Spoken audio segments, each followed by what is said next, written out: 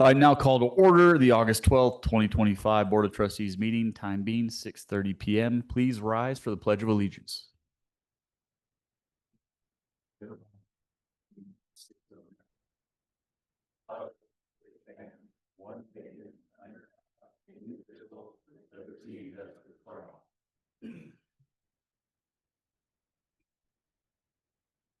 Are there any amendments to the agenda this evening?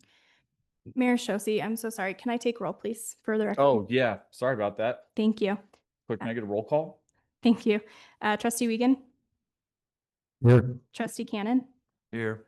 Trustee Daly? Present. Trustee Moyer? Here. Trustee Teets? Here. Mayor Pro Tem Mason? Here. Mayor Shosse? Here. Mayor, you have a quorum. Thank you. All right. Any amendments to the agenda this evening? No. Any conflicts of interest with the agenda this evening? No. Now it's time for public comment. Members of the public wishing to speak on non-agenda items, please sign on the sheet behind the podium. You'll be given 3 minutes to speak.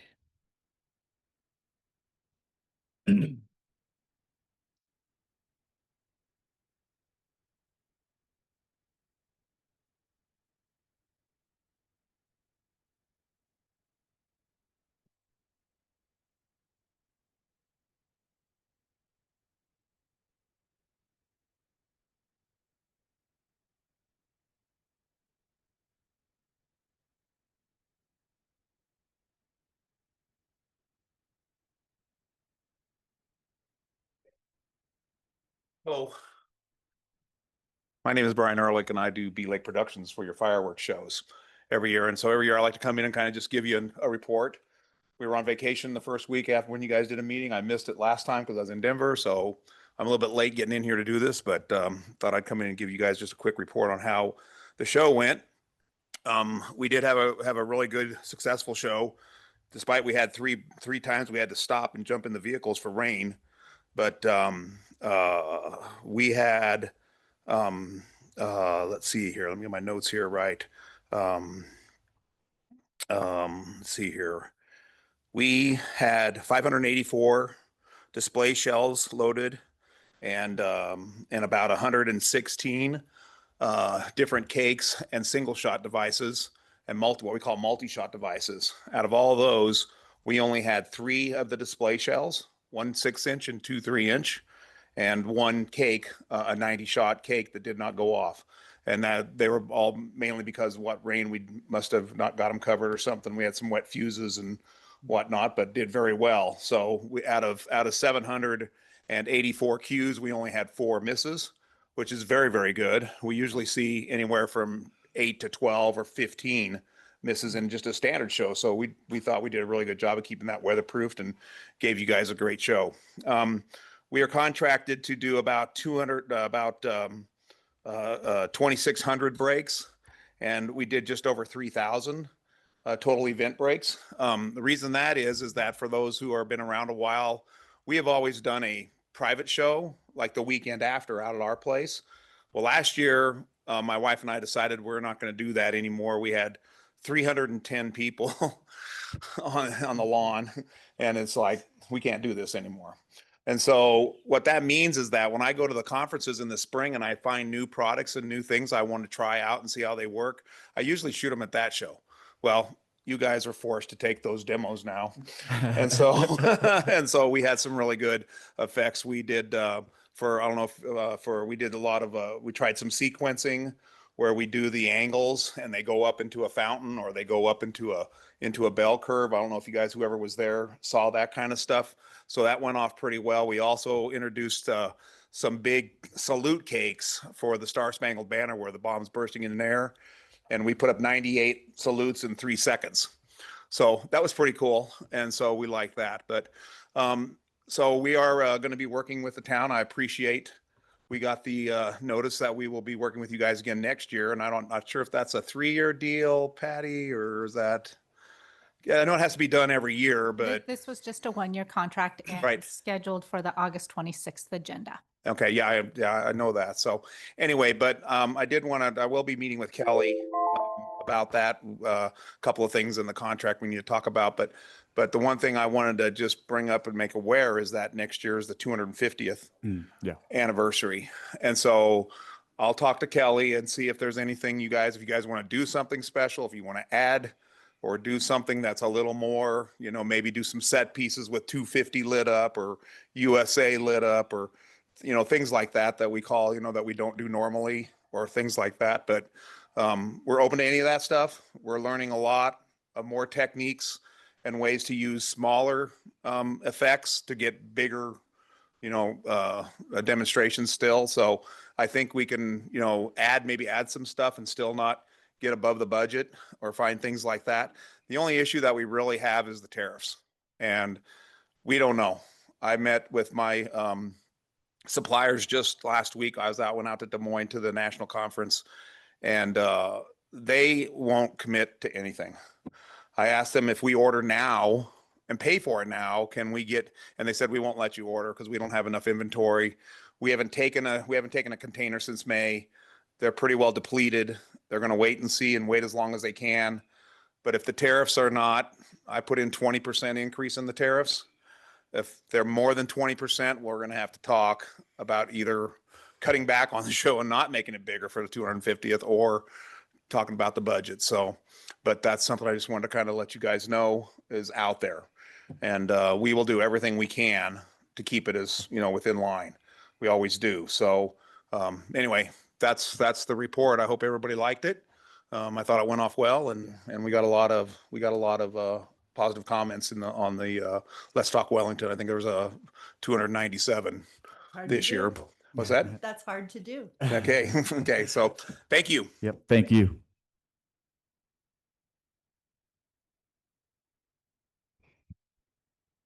No more further public comment. Okay. I will now recess the regular meeting and open up the Liquor License Authority Board, time being 6:37 p.m. Ms. Clerk, make a roll call, please. Trustee Wiegand, Trustee Cannon, Yes. Trustee Daly, Present. Trustee Moyer, Here. Trustee Teets, Here. Mayor Pro Tem Mason, Here. Mayor Shosse. Here. Mayor, the authority has a quorum. Thank you. Ms. Clerk, will you please read the title for item C1? Special event permit application for the American Legion Post 176 Wellington. Thank you. And Ms. Hannah Hill, the town clerk, will present on this item. Thank you, Mayor Shosse. The town clerk's office received the application for a special event permit for the event date on September 13th. And we received this application on June 12th. Notice of the event was posted at the location, and your proof of posting is included in the packet for the authority. Staff did meet with our internal review stakeholders, and there were no concerns addressed. I will note that at the time the application was turned in, the applicant did check that they did not have permission to use the Centennial Park for the beer garden. However, in the interim time, staff has met with the applicant, and they do have permission to use the Centennial Park for the beer garden. Everything is included in your packet. For your review, staff does not have any concerns, and staff does recommend that the authority approve the special event permit. The applicant is also here to answer any questions. Otherwise, I'm happy to take questions, Mayor Shosse. Thank you. Does the applicant wish to make a statement? Okay, thank you. Any questions from the board on this item? No questions. Okay. Any comments from the public on this item? Oh, okay. Do I hear a motion on this item? I move to approve the special event permit for the Oktoberfest for the American Legion Post 176 Wellington. Second. Thank you. Ms. Clerk, make it a roll call, please. Trustee Teets, Yes. Trustee Wiegand, Yes. Trustee Cannon, Yes. Trustee Daly, Yes. Trustee Moyer, Yes. Mayor Pro Tem Mason, Yes. Mayor Shosse, Yes. and Mayor, that motion passes. Thank you. We will now close the Liquor License Authority Board and reopen the Board of Trustees meeting, time being 6:39 p.m. We're going to be moving on to the presentation portion of the evening. Mr. Cody Bird will be presenting on legislative requirements to the EV charging system review and landscaping practices. Good evening, Mayor and Board. Thank you for your time this evening. I'm Cody Bird. I'm your Planning Director.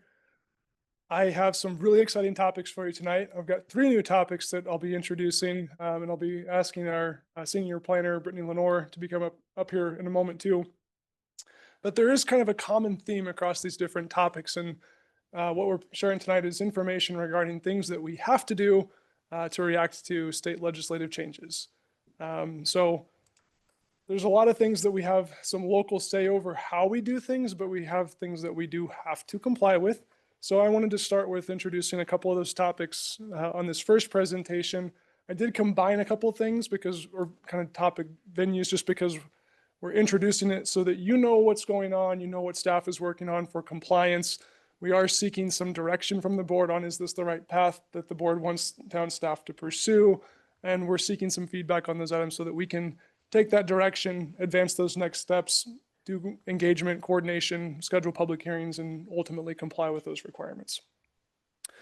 So this first presentation, I have the pleasure of sharing with you changes that we have to address regarding electrical vehicle charging stations, or stations isn't the word used in the code, but projects. And then I've combined this with some changes that we have to make regarding landscaping practices and functional turf and non-functional turf. So I'll dive right in and tell you all about it. We're currently tracking over 10 different legislative acts that require changes to our land use code practices. So these are just the first of many. There is a common element between these first 2. Both of these require action before the end of the year.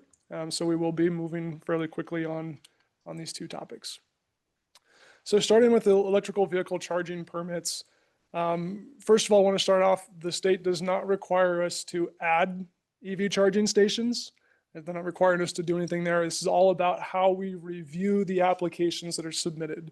So when an applicant says we want to add an EV charging station or add EV charging in an existing parking lot, we have to have certain elements to comply with this standard.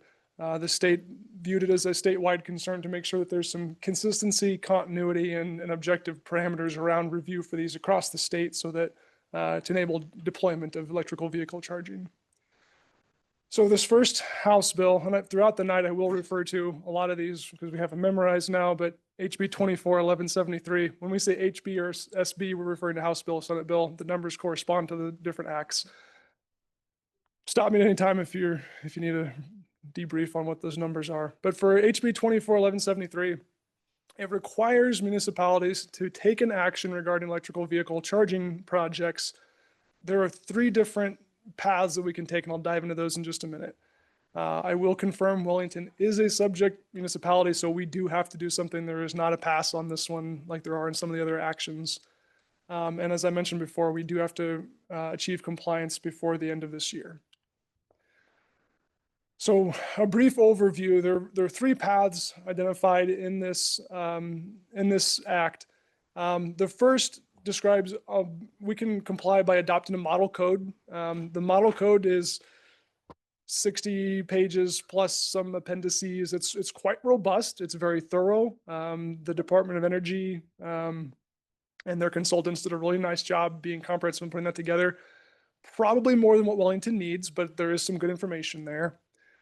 Door number 2, or option number 2, is these are our terms, option 2. We identified this as probably the best fit for where Wellington's at based on our size, expected demand for these projects, and our existing codes and requirements.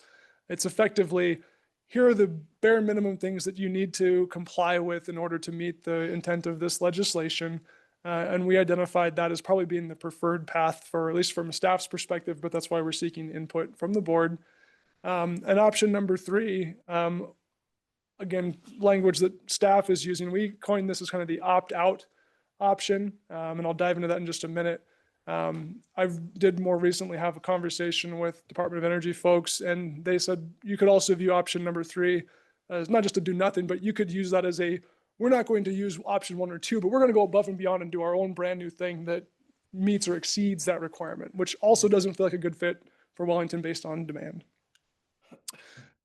There are some common elements across these 3 different options. All 3 require the municipality to provide notice to an applicant upon determination that their application has been approved, denied, approved with conditions, or et cetera. So these are things that we would already do anyhow. But it also makes it clear that when they submit an application, they have a clear expectation on what's coming back to them. All three of these options also require reporting requirements.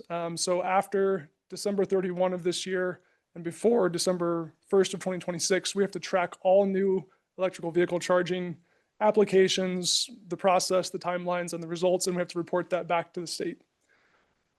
There's this one and several others that have ongoing reporting requirements, but staff will handle that. So just letting you know that there are ongoing obligations for several of these acts that we have to comply with.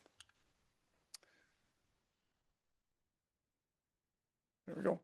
So I'm going to dive in a little bit deeper on these three options so you can kind of understand the magnitude of impact and what they're entailing. Starting with option number one, again, this is the model code option, or the electrical vehicle charger permitting model code. It's a mouthful. It has a robust set of definitions, good definitions. We'll probably pull some of those into our own. But there's also a lot of guidance around these DCFC, direct current fast charging, EV charging stations. There's a lot of standards prescribed in that model code for how to go about doing this and kind of best practices that we could adopt if we felt those were appropriate. Again, staff's first pass on that. It looks like something that larger municipalities may want to consider to be more thorough. Wellington's already had, I'm not want to jump ahead. I'll come back to that thought. But it also prescribes how to handle different primary and accessory use EV charging stations in different zone districts. The model code largely prescribes you should allow these in all zone districts, and that may or may not be the right fit for Wellington, but we'll look at that. We have some ideas. And then it also requires an administrative approval process, which defines a lot of procedures and elements, which are all very good. We already have a lot of that in our code, so adopting a whole new set of procedures may not be the best fit for Wellington, where we already have a lot of that defined and can easily modify them to accomplish compliance with this new legislative act. So the option number two is kind of the minimum standards approach. The big keys here is the administrative approval process has to be in place. So we can't schedule a public hearing and ultimately deny it after months of time and energy spent in it. It has to be an administrative process. As part of that, on that review, if there's a denial or conditional approval can't be done unless it's to protect public health and safety. So no arbitrary standards or standards are not related to health and safety attached to those approvals, which again is something that we already do and have done, but we can formalize it in our code to be compliant. And this last piece is establishing a clear set of objective standards that's published and available for a checklist and a guide effectively for applicants to know exactly what they need to submit to keep that process moving quickly. And the third option I mentioned a minute ago, we've put it in quotes here, the opt-out option or opt-out resolution. If it's the direction of the board, we can simply notify the state that we are not going to do option number one. We are not going to do option number two. We are not going to take any action, or we're going to go above and beyond and knock all your standards out of the park by creating our own new standards. The do nothing option doesn't feel right. My personal suspicion is that if a lot of municipalities do nothing, then the state's going to come back and say, due to lack of compliance, we're going to double down and make you do a lot more. So that voluntary compliance feels like the right path, and probably not the right use of staff resources and time to go above and beyond and create new standards that we would have to research and deploy. So we would still need to meet the reporting requirements with this one too, even if we choose to do nothing. So that's probably not a good fit for where Wellington's at right now. So a little bit of context, this is the thought I wanted to come back to. In Wellington currently, we have one electrical vehicle charging project. It's at the Maverick on the corner here. That was handled as an administrative approval. We required a building permit. There were some planning considerations we attached with that. We did it on the building permit, no public hearings.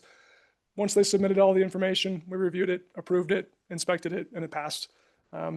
So that was a pretty simple process for us. We would be looking to do something similar under option number two. It does just have to be better defined than what we would normally do. It has to just be written down that way.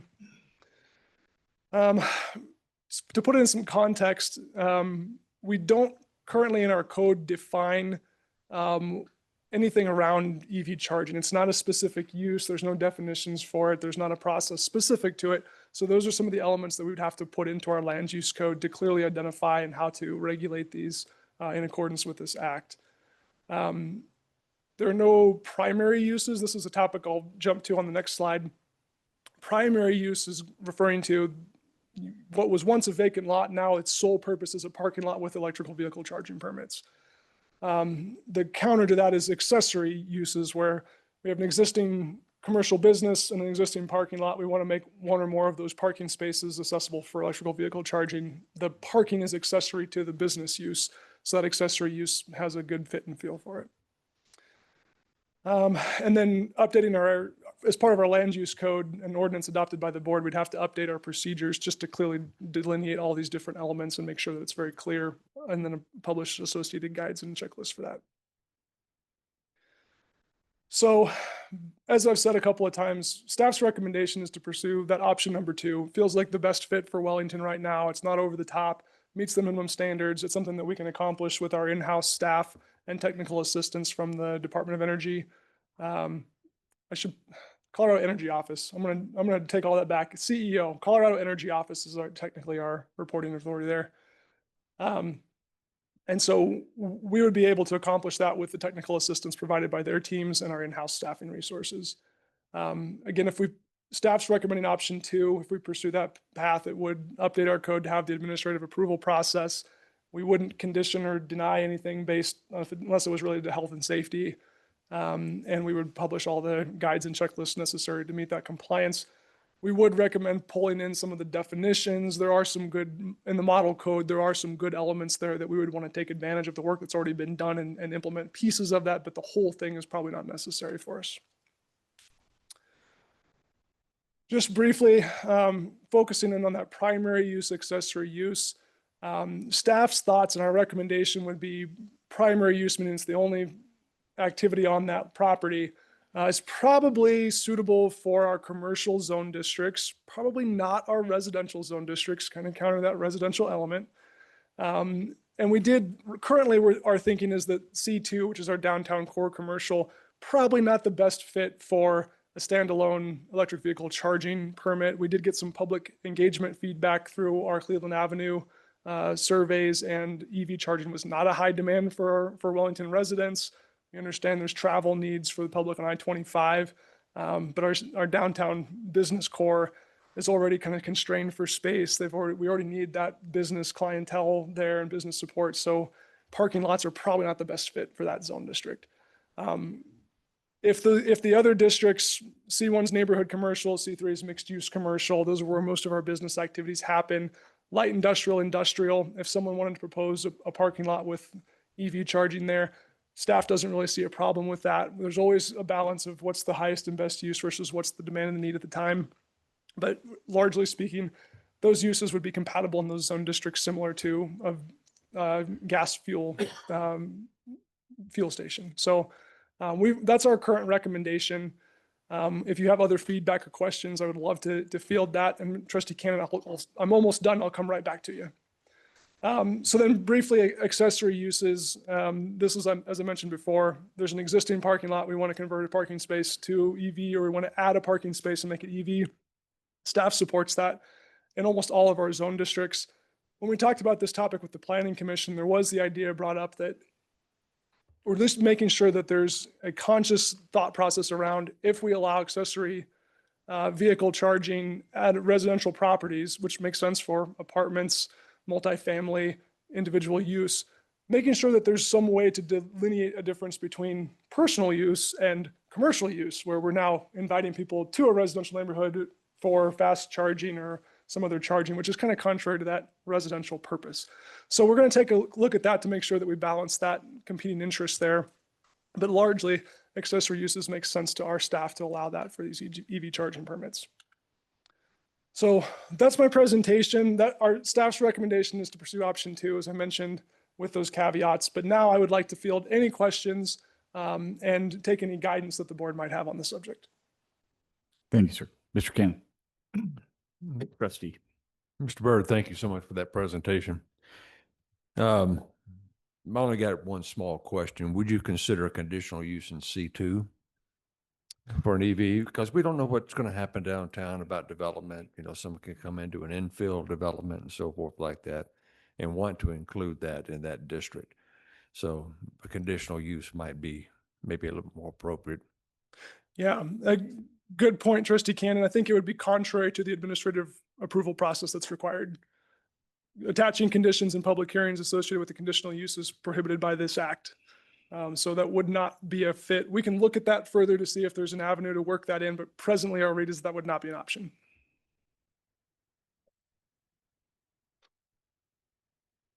Yep. Trustee Wiegand. Question. Do we, when we're looking at approving things like this, do we work with Excel to see if we got the proper infrastructure? Because I know from what I understand, it really takes a lot of demand at that point. And we had, what, three years ago at CML, Excel representative was there saying they did not have the infrastructure to handle a lot of this stuff. So how do we do that? And we work directly with them through the process. Yeah, thanks, Trustee Wiegand. It's a great question. So as part of this effort, again, we're presenting basic information on what staff is going to be working on.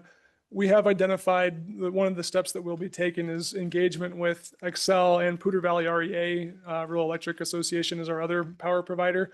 We're reaching out to them to ask those questions. You know, for a lot of the EV charging projects, we haven't seen high demand. We've had one in the last 8 years that I've been here. We've had one other inquiry that was in a floodplain and didn't advance that project forward. So we're not seeing a lot of high pressure for this any more than every business has to coordinate their power needs with the power providers as well. So we think that the power providers are going to be able to handle this as they come in, but we are going to ask those questions. And if there's any other review, referral, or requirements that they would need to see so that we can capture that on application and make sure it's coordinated. We'll be engaging with the fire district, our building team, and others as well to ask some of the similar questions around, we have to do these things regarding our application review process. How does your input play into that so that we can capture all of it? Perfect. Yeah, I know this isn't going to change what we vote on tonight, but I was curious. Thank you. Yeah, good questions. Thank you. Trustee Teets. I don't have a question. I just have a comment. Thank you for defining the primary versus secondary use. That was one of my biggest questions walking into this was I was like, I do not want to tell people what they can and cannot do, but I want to reasonably keep people safe. Floodplain, electric cars, probably a very bad idea considering they like to catch fire like that. But I'm exceedingly grateful for you defining those two because I think that's important moving forward. Thank you, Trustee Teets.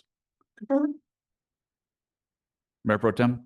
Thank you, Mr. Mayor. Mr. Bird, just I'd be inclined to support option 2 on this. I think obviously we're doing a lot of legwork already as far as building permits and that sort of thing go.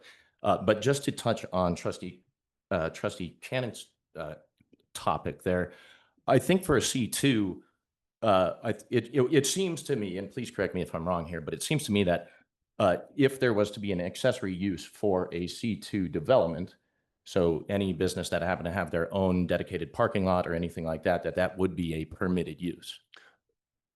Thank you, Trustee Mason, Mayor Pro Tem Mason. That's accurate. I'm sorry, Trustee Cannon, if I misunderstood the question. I was focusing on the primary use, but Mayor Pro Tem, you're absolutely right. If an existing business wanted to add EV charging for their own business needs, that could be handled through that accessory use process and it'd still be an administrative approval. Yeah, thank you. Appreciate the clarification. Thank you. Great presentation. I personally like option 2. Are you looking for direction from the board? I'm hearing some support for that. I'm seeing some guidance that we're probably on the right path. Yeah. If I'm hearing that correctly, we're going to just keep marching on. You're hearing that correctly. All right. Thank you very much. If I can, Mayor, I'll dive into part 2 of this first presentation. Similar vein, these are requirements from recent legislative action that we are required to take some action on. And this is all about landscaping practices and turf regulation. So this one was interesting. There was a bill passed and then almost immediately modified. So it provided some clarification. The first bill that was passed has a shorter timeline on it. It has to be in compliance before end of this year. And then the second bill that was passed has a little bit longer lead time on it. It has to be in compliance by, here we say January 1 of 28. I've tried to been thinking about it as end of 27 because that feels more real than 28. But it's the same date. So these two bills, SB 24005 and HB 251113, these two bills, they have similar but slightly different requirements. The first one focuses on prohibition of non-functional turf and artificial turf for commercial, industrial, civic, streetscapes is defined in that applicable property areas, and HOA common areas. So those are areas that we have to prohibit non-functional turf, artificial turf, and invasive species. So invasive species has a broader definition. Think of it effectively as noxious weeds or trees that are not native to the area. And well, I'm going to dive into that further here in just a minute. So the second piece of this legislation is one that longer time frame, but it affects residential properties. It doesn't have the same stringent requirements for prohibitions, but it does require that the town regulate turf on residential properties. How we regulate that is up to us, but we have to define it and we have to enforce it by January 1 of 2028. So that's a longer conversation that we probably won't get as in-depth in tonight because our staff is going to focus on that in 2026 and 2027. So a lot of this is focused on what do we need to do before end of the year. So before the end of the year, as I mentioned, we have to prohibit and not allow anyone, we as a town cannot, and we cannot allow anyone else to install that non-functional turf, artificial turf, or invasive plant species. I'm going to take them. I have definitions on this. I keep trying to jump the gun because it's so exciting. So I'll circle back to that. But the first one applies to new development and redevelopment for commercial, industrial, light industrial, and civic projects. The second part of it has a requirement. The first act specifically excluded residential properties, and the second act specifically included residential properties that are 12 or more units, or more than 12 units. So multifamily. That's an important distinction for our code and requirements because under our site development plan requirements where landscaping plans are required, commercial, industrial, light industrial, civic uses, and multifamily uses all require site development plan review where that's evaluated and required. The other residential properties required by this second act, that's going to be a broader policy discussion. Our community has already adopted a landscape and irrigation design manual, which really, in my opinion, did a great job of hitting on all the salient points for this, but it's not quite in alignment with these new requirements. So it will need some work to update that. And then we will have to require it, whereas currently it's a advisory for residential. So here are those definitions for turf. If you think, these are the words used in the act. Effectively, turf is grass or blades and roots that kind of create this solid mat. Artificial turf is synthetic materials. And then invasive plant species is basically noxious weeds. I think everyone can understand those pretty simply. This next one is the one I really wanted to dig into, functional turf versus non-functional turf. Functional turf, think of it as sports areas, play areas, active recreation areas. I think active recreation is how our landscape and irrigation design manual currently defines those types of spaces. It already has a lot of similar guidance, but not quite on point with this exact terminology. Updating some of these definitions and the applicability of them is going to be the key. But golf courses, play fields, even picnic areas, amphitheaters, portions of parks. So if it's intentional with design, this is an area where we expect there to be turf for play, passive and active and passive recreation. That's still okay. It just has to be thoughtful and intentional and not put bluegrass everywhere. The non-functional turf is specifically identified as areas where it's not an active recreation play field or not functional turf. So don't blanket your entire open space with bluegrass. That's a high water demand need that's not consistent with the state's goals or this act. Streetscapes are specifically defined in this as applicable area. So It's been a common practice for decades to put in a tree lawn that has bluegrass or fescue with trees spaced evenly throughout. That grass area there is no longer going to be allowed under this provision. It's not a functional turf area. It'll have to be adapted with some other type of treatment to be in compliance with this. So as we move forward with this, or these two acts for landscaping, as I mentioned, our landscape and irrigation design manual already does a really good job of defining a lot of this. And a lot of the best practices or the requirements are pretty sound. They just need to be updated a little bit to make sure that we comply with this. We will pull in some of those definitions and make sure that we've dialed this in. A lot of our current regulations define percentage of area that is limited to functional turf. We need to make sure that terminology is consistent. But the act doesn't have that same percentage requirement. That would have to be kind of the review process for, is it actually functional turf or not, as opposed to just a straight percentage. So we're not going to be able to update this manual before the end of the year, just based on staffing resources and other allocations. But we envision that as being, that's compliance by 2028. So we will work on that in probably the next year. But we will propose updating the land use code, which requires elements for the commercial, industrial, light industrial functions there. And then we'll update this manual accordingly as time moves on. So yeah, I've said a lot of this, so I'll just go over it briefly. We'll reach compliance with this act by updating the definitions. Our landscape and irrigation design manual currently refers to high water, low water use turf, and that needs to be clarified. I think the intent is right, but it's not the right language, and we need to make sure that part's very clear. And then by end of 27, we'll have to make that apply to residential properties where it's currently advisory. We'll have to require that. So as we move this one forward, again, by end of this year, we will be proposing a public hearing in front of the Planning Commission for their input, and then bringing that topic back to the board and a public hearing for code amendments to the land use code. We'll bring an ordinance as part of that. Staff is going to begin drafting that based on your guidance if you feel we're on the right track. The end of the year compliance is, from a code standpoint, it's pretty plain. We have to prohibit these things. Policy and implementation side of things might be a little more complex, but we're going to try and keep it as simple as possible. So we think this is achievable. As I mentioned, actually, I didn't mention it, but I will now. HB 24-174, a totally different one that Ms. Lenoir and I are going to get into here in a moment, requires that we update our comprehensive plan with a water supply element by end of 2026. It was related to statewide strategic growth and water supply planning requirements. So we have to comply with that one as well. When you're updating your comprehensive plan, it guides a lot of your land use decisions. So we didn't want to get out of order on updating our landscape manual if it's not compliant with our comprehensive plan goals and visions.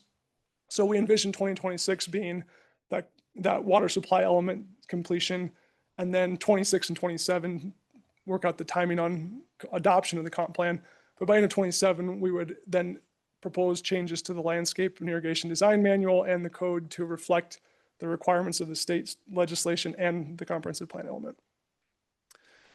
So, as I catch my breath, that's that's the end of this presentation. And again, I'd be happy to field any questions. And again, we are seeking feedback on, is this the right path for Wellington for these turf requirements?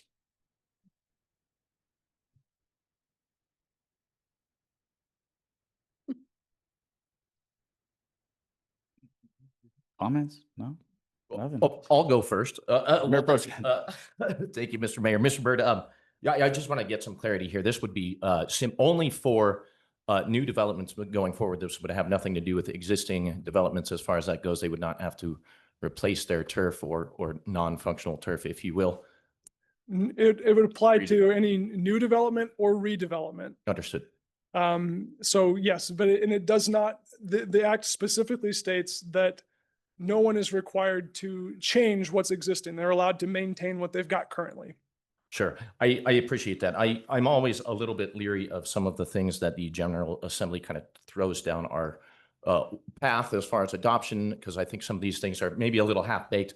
Just for example, the grass that is on the south side of Jefferson, but to the west of Ridley's, that would not be there under new requirements going forward. If that was a new development, that grass would not be there under these guidelines. Would that be No, south of Jefferson, west of Ridley's. correct? Are we looking at the It would open, be what, open field what along Box Hill Harvest, Street? Harvest Village backs up to there as far as Jefferson. There's that strip of grass there. All I'm Oh, thinking about sorry. is, Yeah. folks walking their dogs and Yeah. these kind of things. That would not be permitted under the new guidelines. That's an HOA common area, so that would be applicable to or be an applicable property under this first act. So that would be prohibited for the non-functional turf. Sure. They could put in a different type of turf that's been hybridized for an arid environment. So Okay. buffalo grass, cyanodon, which is a dog tough grass, which is what you see out in front of municipal service building on that corner. Yeah. Those types of turf grasses, if they've hybridized for an arid environment, could still be in place for those because they're low water use, which is the goal of the act. Okay, understood. I appreciate the Yeah. clarity on that. So thank Yeah, you. so I think earlier I said a different treatment for a narrow streetscape, like a 5-foot wide tree strip, that might be rock or mulch or some other treatment. But those wider areas that still want to be grass where you can still water and mow it, it just has to be that low water, non-functional requirement for hybridized to the arid environment. Understood. Thank you. Trustee Teets? I agree with most of your statements that you had stated. But it still hits that 50% cap, correct? On the hybridized, it'll still be that 50% or less. The 50% applies to a redevelopment for commercial, industrial, light industrial, civic, and HOA properties and streetscapes. Got it, but not new development?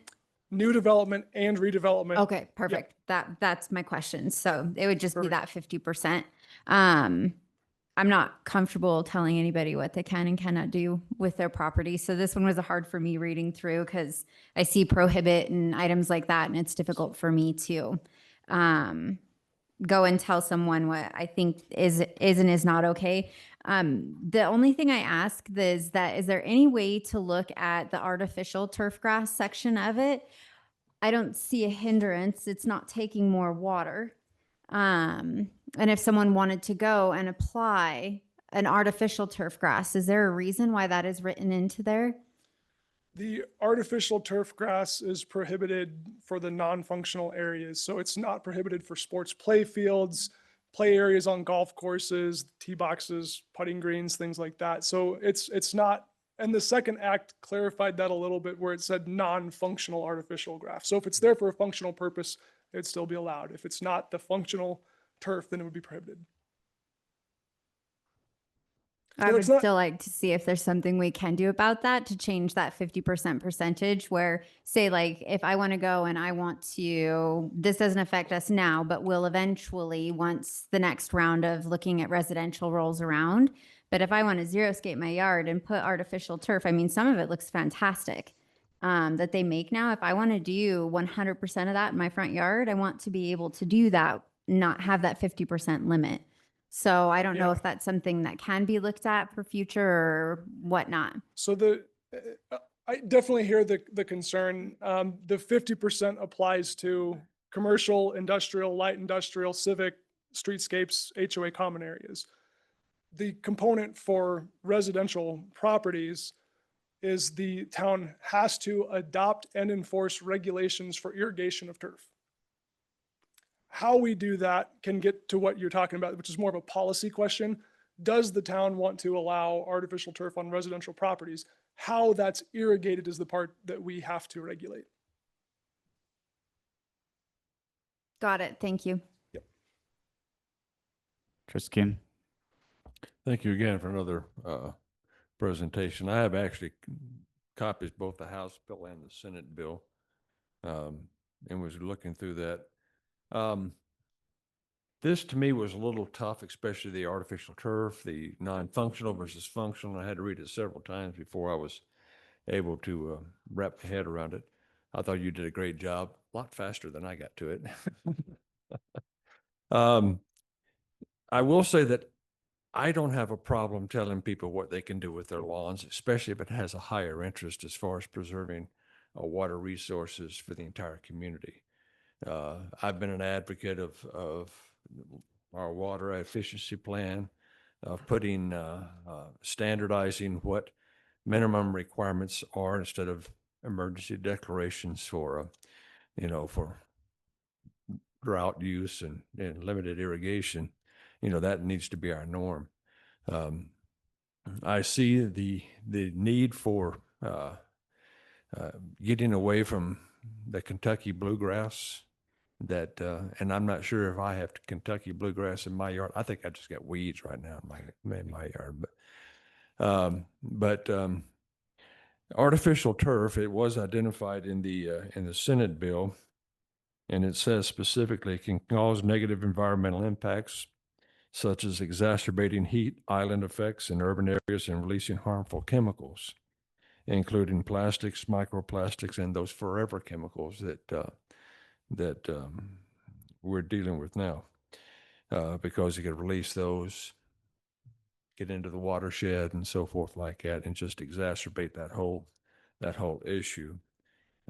I, for one, have thought about, wow, what if I could just put artificial turf on my lawn there and eliminate the irrigation.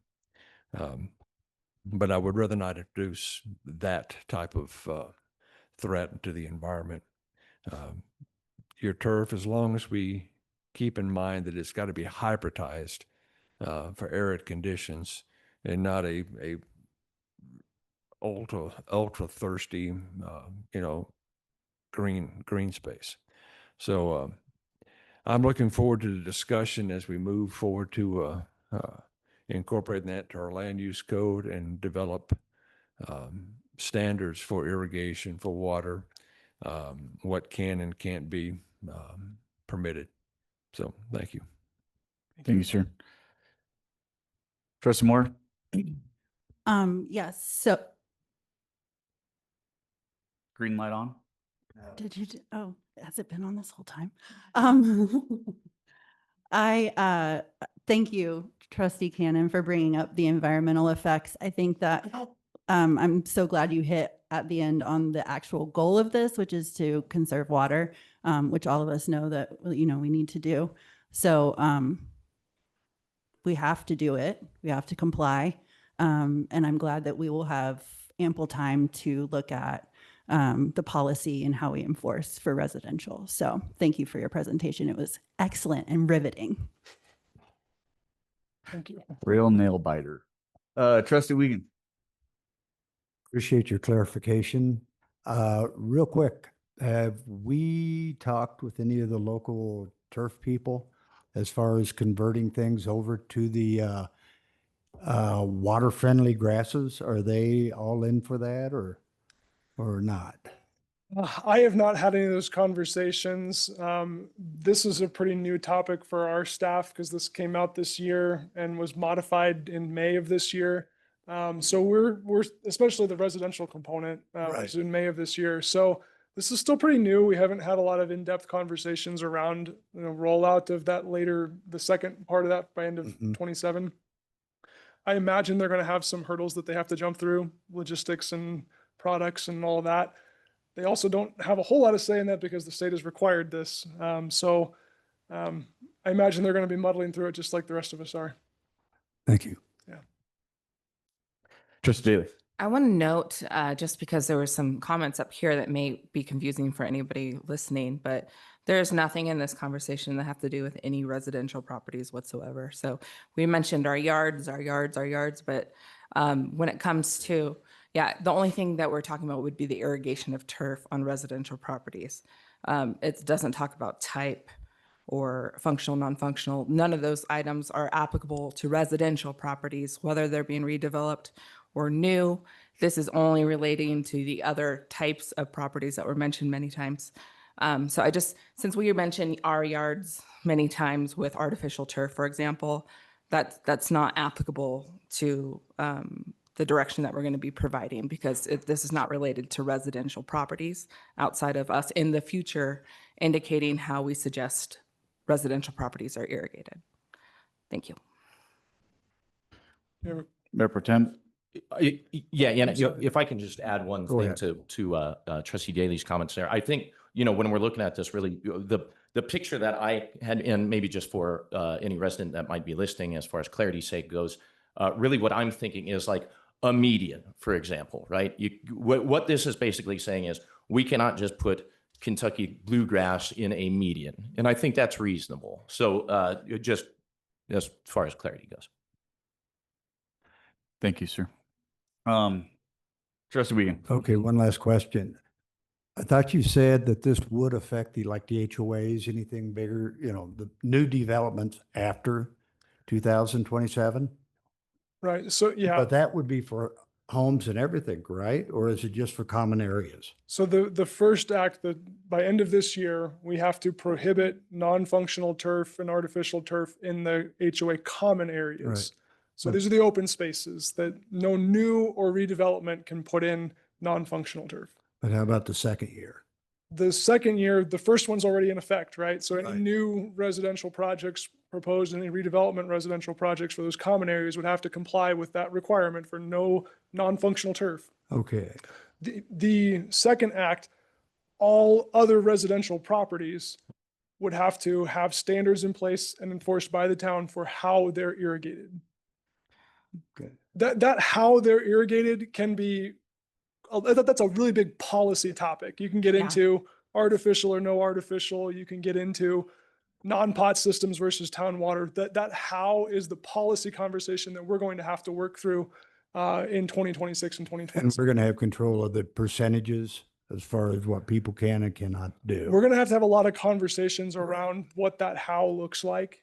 I think the what and the how, it's focused on the irrigation of it, but irrigation of those areas can be affected a lot by the design of those areas. So for instance, our landscape and irrigation design manual already classifies a lot of different typologies for different residential properties. And we looked a lot at what are the lot sizes, what are the best water usage zones for those residential lots, for small lots, for large lots. And it already prescribes as a recommendation for those residential properties how to most effectively make use of the water that you do use in your yard. This could be an element of, now we're going to require compliance with that to limit irrigation around the perimeter where you're not functional using that, or between your trees or your medians between your sidewalk and the street.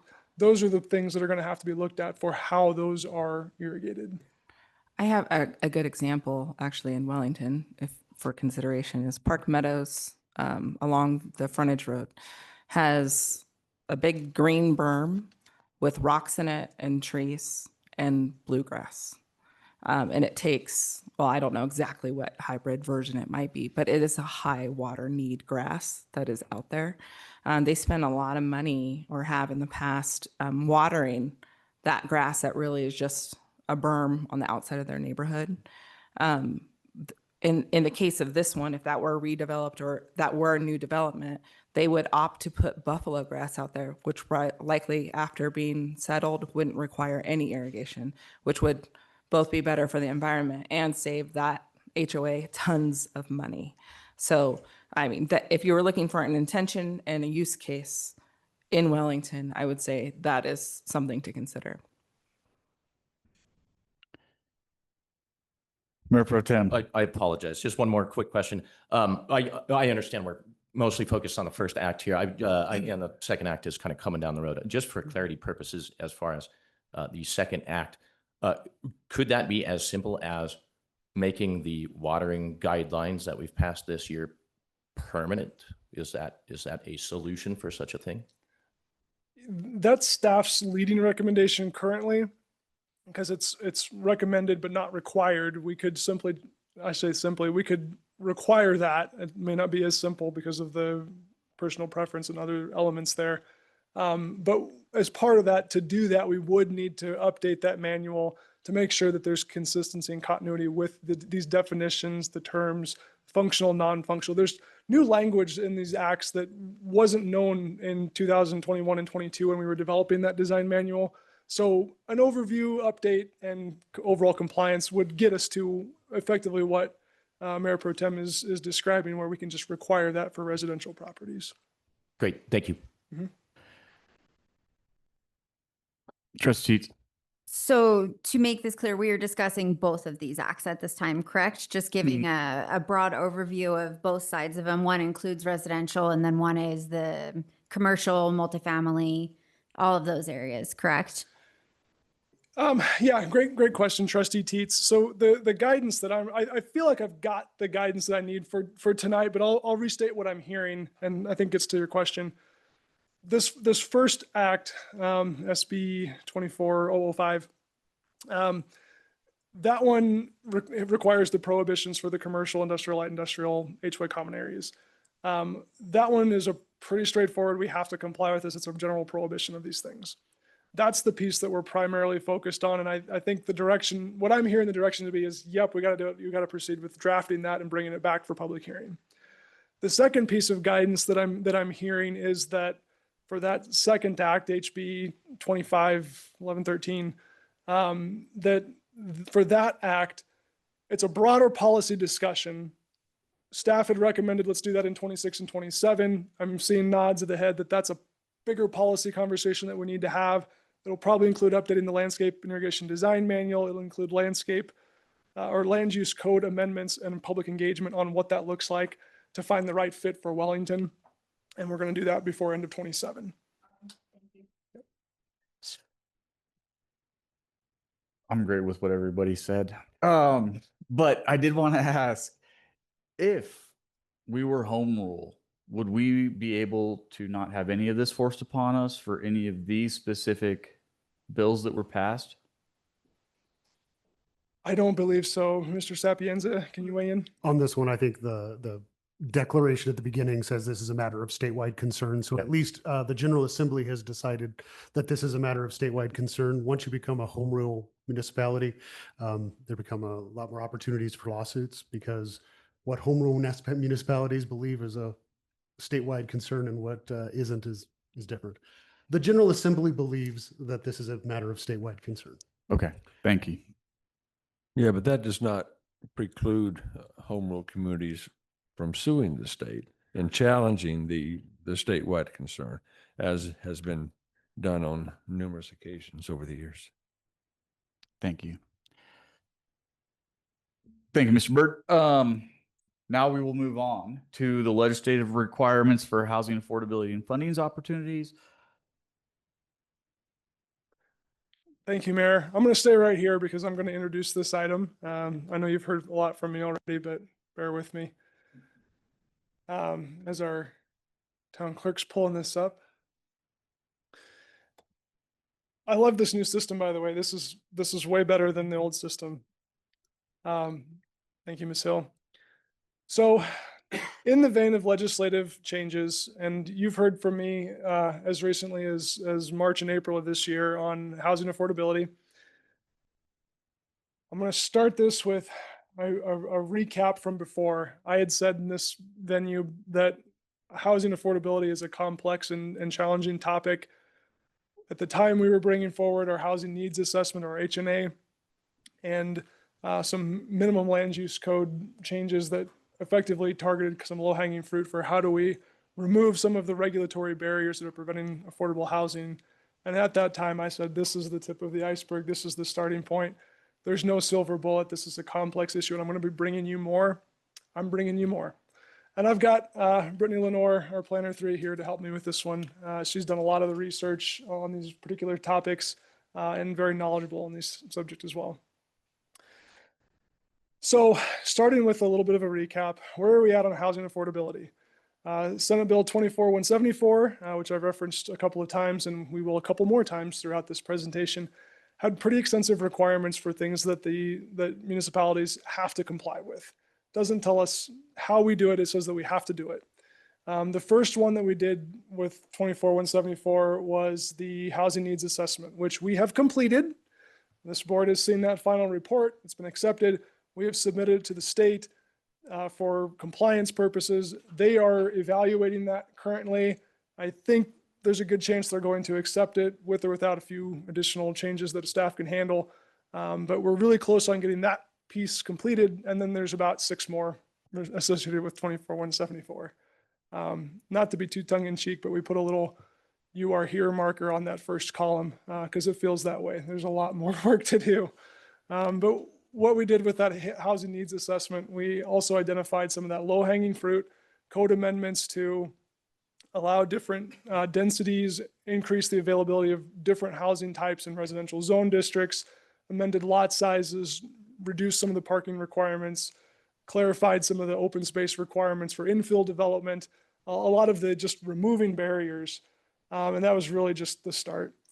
We're going to dive into each of these in greater detail, so I'm only highlighting them here. But there's other requirements like housing action plan. That was part 2 of Senate Bill 24-174. We have the housing needs assessment. We also have to adopt a housing action plan, which is defines how you're going to close the gap on that you identified in the housing needs assessment. We have to do that. The state is weekly putting out new guidance on what that looks like and how we should do it. So our goal is to pursue that in 2026. Brittany's going to go into more detail on this, but there are also housing planning grant funds available for that program that we would like to pursue to contract with professional services to help facilitate that, do engagement, help with the research and drafting and other things like that. And we'll dive a little deeper on that, but we do have to do the housing action plan. We also have to do a water supply element to our comprehensive plan. We have to do a strategic growth element to our comprehensive plan. All of these came out of the same act, that 27 Bill 24-174. Every time we update the comprehensive plan, its goals and visions, or code amendments, or typically code amendments follow. How do we enact? How do we implement those goals and visions? How do we write the regulations to achieve that goal? There's going to be ongoing code amendments as part of these processes. Part of our goal, we'll touch on it more here in a moment, instead of bringing back each little thing, we need to change this, now we need to change that. We're going to try and bundle some of these where we may meet compliance in the state's eyes for enforcing or not enforcing or adopting something by policy as opposed to a code amendment, then package up. These are all the things related to housing affordability or housing requirements in the code. We're going to update them all at once instead of piecemealing it to you, or as best we can for the various topics. Some of the other, along with the code, there's also policies, incentives for how do we encourage this type of development. It's not just funding, it could be in inclusionary zoning, ADU deployment, accessory dwelling unit deployment, other tools in the toolbox for how to achieve those goals. And those can be a combination of code, policy, incentives, fee waivers or reductions. All of those things are going to be discussed and brought back to this board for here's how we think we can achieve these goals that we've defined, close the gaps that we've identified. One of the tools in the toolbox, I skipped it, I'm going to come back to it, but one of the tools in the toolbox, Colorado voters approved the Proposition 123. That was a dedicated funding source for housing affordability, and Ms. Lenoir is going to dive into that in more detail here in a moment.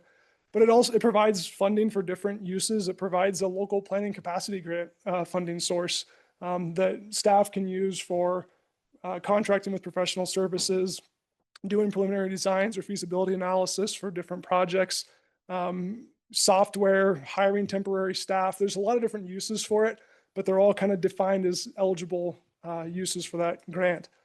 Some of the grant funds are only associated with Prop 123. Some of the grant funds are a different funding source that have different eligibility requirements, different matching requirements.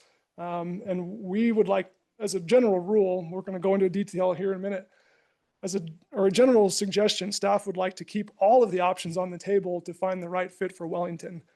As we matriculate through these different requirements, policies, and discussions with our community, we want to have a little bit of flexibility to act or react to there's a new funding source available for this, and we think this is a good fit. We'd like to go pursue it pending budget appropriation from the board. There's an opportunity to do something unique and creative over here. We would like the ability to, subject to appropriations and discussion, we'd like to be able to pursue those because we don't know all the right answers right now today, but having that flexibility to know that there's funding out there and we're going to try and put together the best projects possible that mean the most for our town and being able to react on those timelines. So I alluded to this a moment ago. This is a screenshot from your recently accepted housing needs assessment. This was the implementation table from that document. Sorry, it's a little blurry. But the top three items there, we put a strike through on them. Those are the ones that we have completed via making those code changes to remove some of the barriers. And we've put boxes around a couple of the items here that are most likely associated with these next couple of steps. Updating design review processes, making that a expedited review for qualifying projects is a key priority there. Consistency and expectations for affordable housing developers. Expediting those review timeframes, reducing fees, policies around incentives to make those possible was in that next tier for short term. Policies around inclusionary zoning. So inclusionary zoning is any new development has to meet certain defined objectives for meeting affordability goals. Could be percentage of units, could be land dedication for affordable housing, could be fee in lieu. We kind of frame this as more of a policy discussion because it could be a code requirement or a different policy by the board. Or fee waiver reduction for qualifying affordable projects, but all kind of aiming at that same goal of how do we increase the number of affordable units. And then the other goals for the ongoing strategies include pursue funding opportunities. And that's part of what we're talking about here tonight. And we'll dive into more depth here in a moment. The last one there for ongoing strategies, developing and maintaining a NOAA inventory. NOAA is short for naturally occurring affordable housing. So these are homes on the open market that are selling. It could be new construction, but they're selling on the market for under the AMI, area median income goals of the community, without a mechanism in place to guarantee that it stays affordable. So it's just open market, fair market value price sold at under 60% AMI for rentals or 100% AMI for owner occupied. So that's our overview of where we've been, where we're headed, and some of the opportunities in front of us. And at this juncture, I'm going to invite Ms. Lenoir up here to present on some of these specific projects.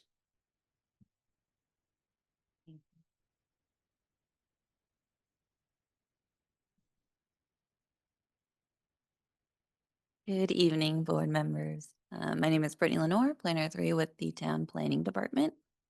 So as Mr. Bird mentioned, I will be going over, at least starting with Proposition 123.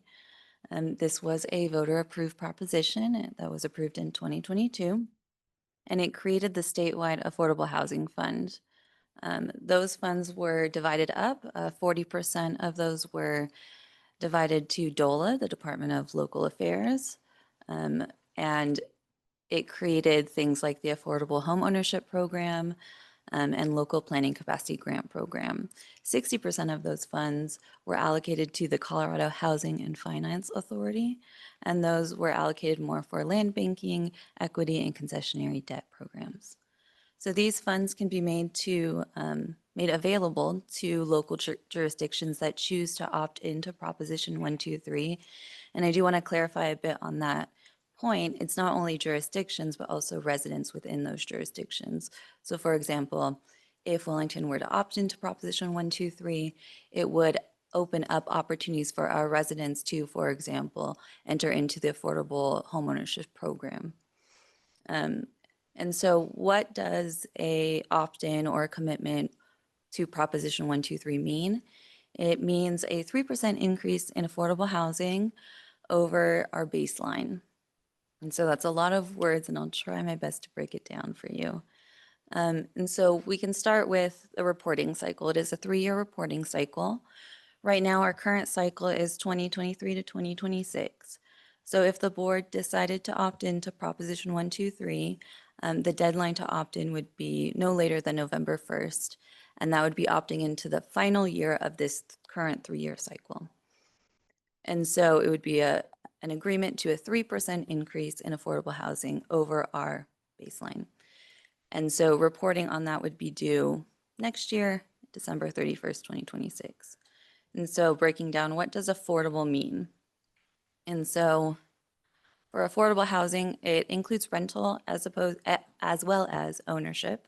So rental housing at or below 60% area median income, or for sale at or below 100% AMI. In addition to that, there's also a component where the cost that a household dedicates to those rental or ownership payments can be no more than 30% of someone's monthly income.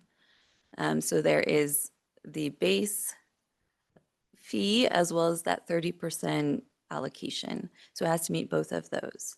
And so what type of housing counts as being part of this affordability reporting for Proposition 123? So again, it's rental and ownership of the following categories. So there's new construction, and new construction is basically new units that have an affordability mechanism.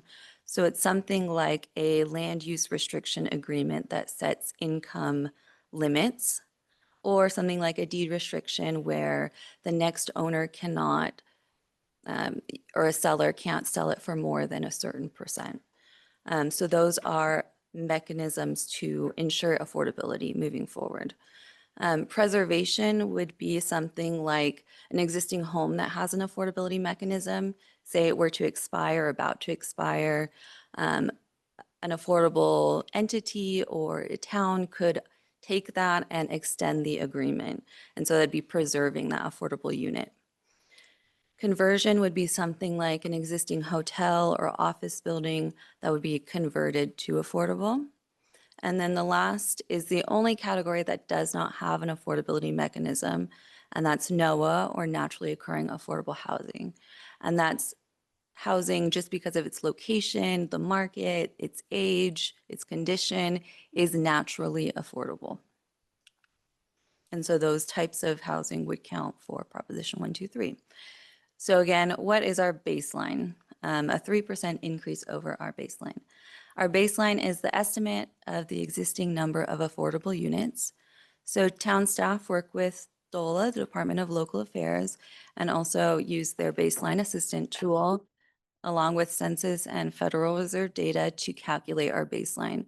So for our current reporting cycle, the baseline would be 52 units, which means that in this final cycle year, we would need to provide 2 new affordable units by the end of December 2026.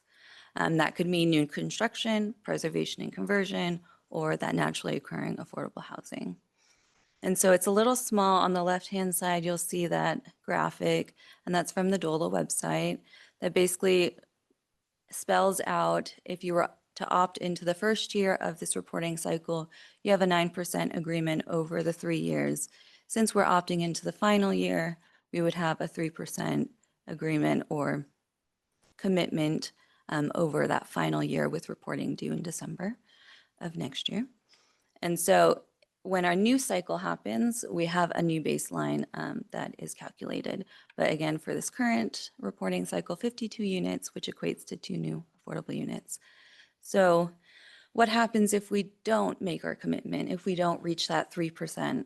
It is very low risk. It would mean that the jurisdiction would not be eligible for funding for the first year of the next reporting cycle. But if they can prove at year 2 that they can meet their commitment, then they would start being eligible again for the Proposition 123 funding. And so what does Proposition 123 funding mean? What are grant opportunities available? So the Local Planning Capacity Grant Program, which is what Mr. Byrd briefly mentioned, for planning related studies, things like that. So we would be eligible for that type of funding. That would be a suggested maximum award of $250,000. That does require 20% local match. Along with Proposition 123, there is this program or policy of fast tracking. So fast track is a 90-day expedited review for complete affordable housing applications, not when they're submitted to us, but when they're just determined complete by staff. And that's specific to projects where there's 50% or more affordable housing. And so it'd be a additional component in addition to the commitment, that would be us wanting to expedite these type of affordable projects. by January 1st, 2027, any jurisdiction that has a Proposition 123 commitment must adopt a fast track. There is an incentive for early adoption. So if the town of Wellington decides to opt into Proposition 123 and make that commitment of a 3% increase in affordable housing, and that's again by November 1st of this year, and that fast track policy is created by the end of December 2025, the town can receive up to $50,000 from that local planning capacity grant with no local match required. And so that is an incentive for jurisdictions to do an early adoption of this fast track. Because of this expedited timeline and this very great incentive for a no match required opportunity, there are a couple ways that we can look at fast track if that's something the board wishes to move forward with. So what staff would recommend is adopting it as a policy. So it'd be an administrative policy where we would define what affordable projects are, what that process looks like, what does complete application mean. And we have spoke with DOLA about this. And it is okay to do a policy if your jurisdiction normally reviews projects within the 90-day timeframe, which our jurisdiction does. The other way we could look at it is doing the fast track as a code amendment, so embedded in our code. At this point, that would take a while, so I'm not sure we could meet the December deadline. Our thoughts would be that we would want to comprehensively update the land use code, so not just have the fast track, but also look at inclusionary zoning or incentives for affordable housing that we could roll into the code as a new article or new section of the code. So that's something that we would like feedback on tonight. And so that's enough on Proposition 123. The next topic would be our comprehensive plan. And so under SB 24-174, which is Sustainable Affordable Housing Assistance Law, we are required to create a water supply and strategic growth element in our comprehensive plan. And that's pretty quickly by December 31st, 2026. Our water supply element would need to incorporate, consultation, coordination with local water providers, water conservation policies, and range of water supply and facility needs to support growth outlined in our comprehensive plan. And so that is going to be an effort that we would need to undertake very shortly. There is that collaboration component with our local water providers. For the strategic growth element, that does look at promoting infill development, conserving open space, and supporting efficient infrastructure. So ways we can grow and really promote infill development. Right now, there is only, preliminary guidance from the Department of Local Affairs is oncoming about that strategic growth element. So we will have hopefully more guidance by the end of this year, but that is in the works as we speak. In addition to those required elements, there are also additional elements that we'd want to update within our comprehensive plan. That's the transportation element, parks and trails, and our implementation section. So those are some things that we'll be rolling out to you guys shortly for our comprehensive plan. As Mr. Byrd mentioned, we have done our housing needs assessment, but under Senate Bill 24-174, we are also required to do a housing action plan. So that would be required by January 1st, 2028. And that is really the implementation component of our housing needs assessment. So our housing needs assessment created or found these certain gaps within our community. And so how are we going to take action and fill those gaps? So there are certain baseline components that we need to put in our housing action plan, findings of the housing needs assessment, regional housing needs allocation, effective existing zoning on housing development, equitable and efficient housing development, and any areas of elevated risk. There is a grant available for this action plan. That would be the Housing Plant Grant Program, HPLN. And that looks at housing plans, so a housing needs assessment, housing action plan, and those comprehensive plan additions. And so that has no minimum or maximum award, but there's a 25% local match required. And so a round recently just closed, but future application cycles will be announced here in fall. So we would be looking at pursuing that if the board would let us pursue that, because our housing action plan will be needed to be completed. Local planning capacity grant funds could be used for this, but they're really not intended. So there's a much higher match requirement at 50%. And so we would recommend pursuing the housing planning grant program for this effort specifically. And so in April, the board approved land use code amendments that included amending our dimensional standards, revising our parking standards, and expanding ADUs by increasing size limits and design standards. Moving forward, we would be looking for guidance on future code and policy updates. For example, updates to our design review process for affordable housing, so special exemptions. Would the board like us to move forward with that, researching that and proposing something back to you guys? Expediting review timelines for affordable housing, introducing inclusionary zoning policies. So as Mr. Bird mentioned, that could mean something like land dedication or a percentage of affordable required for new development or a fee in lieu of that. And so looking at seriously pursuing that or coming back for policy discussions, in addition to policies to waive or reduce permit fees for affordable housing, and updates to our ADU language. So as under HB 24-1152, there is a requirement for jurisdictions to allow ADUs in HOA and PUD areas. Our jurisdiction is not a subject jurisdiction. We're not required to do this. But if we did, we would become eligible for ADU fee reduction and encouragement grant programs. So it's not a requirement, but it's something we are seeking feedback on from our board.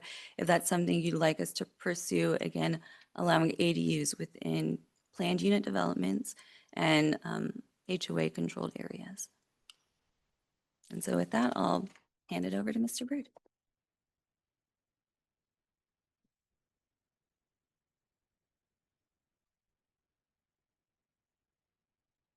So I'm going to try to sum things up in a concise manner here. These next two slides are summarizing staff's recommendations. We've presented a lot of information, and I really appreciate everyone's patience trying to digest this. It was tough for staff. I know it's tough for everyone to put all these pieces together. It is an evolving puzzle. Based on the information that we've presented and our read on these different requirements and the different funding opportunities, we've put together kind of a roadmap that we would like to pursue at a staff level. One of those first recommendations is we do think it's a good fit for the town to make a commitment to Prop 123 and opt in. We think that the two affordable units is something that is achievable by the end of to be permitted by the end of 2026. We don't know exactly how we would do that. There is a possibility they would just be the naturally occurring affordable housing, so it may happen with or without our help. But it would immediately make the Prop 123 funds available for those different programs and make us eligible for local planning capacity grant fund opportunities. So that alone is value there. The consequences if we don't meet that objective or commitment is we sit one funding year out. That's not a very big risk for the town, and it provides some immediate financial impacts. We are recommending pursuing the early adoption of a fast track procedure. That's the 90-day expedited review process. One clarifier I'd like to throw in there, Ms. Lenoir did a great job of presenting that. The one piece that I'd add is that the 90 days refers to each application process. So it's not from start to finish. It's from application for a subdivision to the end of that process for subdivision approval, that's one phase that has to be completed within 90 days. If a site plan review is required, that would be 90 days for site plan review. If they needed a variance, that'd be 90 days for that process. So it's not cumulative, it's each process, permitting within 90 days. So, so I just want to clarify that early opt-in there would make the $50,000 no match local planning capacity grant funds available to us pretty quick. And that would be meaningful for our staff to pursue opportunities for software to help with our efficiencies, staffing resources for a consultant to help navigate some of these things or do code drafting or research for us. Could be feasibility studies for infill properties or town-owned properties. So there's a lot of value there for us to look at, and we would like to take advantage of that gift from DOLA for the no match option there. We are recommending pursuing the other planning grant funds. As Ms. Lenoir pointed out, there's various funding cycles that come open and come closed. Several have already passed. There are more coming out. There's one as early as September for HPLN. That could be a really good option for us to apply, knowing that we're going to be bringing forth budget requests in front of this board in September, October, having some direction from the board on, is it okay for us to go ahead and pursue applying for those? There's no guarantee we'll get it. We still have to be appropriated and fiscally constrained for our own matching requirements. So, but we would support pursuing that and then making sure that it is constrained within our operating budget. We would like to use those for professional services, updating our comprehensive plan, our housing action plan, priority being on those elements that are due end of 26 or end of 27, comp plan elements and housing action plan. And we also recommend continuing to work on the various land use code update requirements, policy considerations. Staff supports exploring or bringing forth more information on different policies for inclusionary zoning, which we've talked about twice, so I won't reiterate it. But we think that there's value in at least talking about that and bringing forward more information to the board on what that could look like. Staff recommends pursuing increasing the availability for ADUs, possibly even pursuing being a supportive jurisdiction, which is defined in the Senate bill. Oh, I forget that one. I forgot. Blew it. But that Senate bill, where we're not a required community that has to do it, but we're optional, that could allow additional funding for rapid deployment and funding sources for ADUs, is valuable to pursue that. It would have the element of HOAs would no longer have local control for their neighborhoods for disapproving ADUs. It would preempt the HOA's ability to do that. But we think that's a valuable conversation to have and invite those HOA communities to the table for that conversation. So we do support at least pursuing it.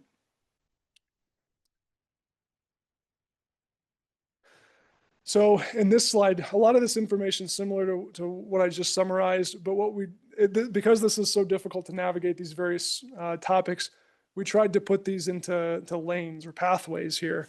So that top one is all about Proposition 123 and the fast track policies, the expedited review policies. What we put on this slide are deadlines.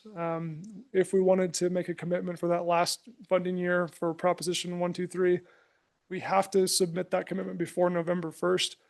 If the board supports that direction, we may want to submit that sooner, even as early as bringing back a resolution at the next meeting or the meeting following, to enable staff to pursue that application process. Same thing for the fast track adoption. We support the policy approach. We also support the code amendment approach, but knowing that's a longer lead time and more effort involved, the policy we've all but drafted and gotten blessing from DOLA to say, yep, that works.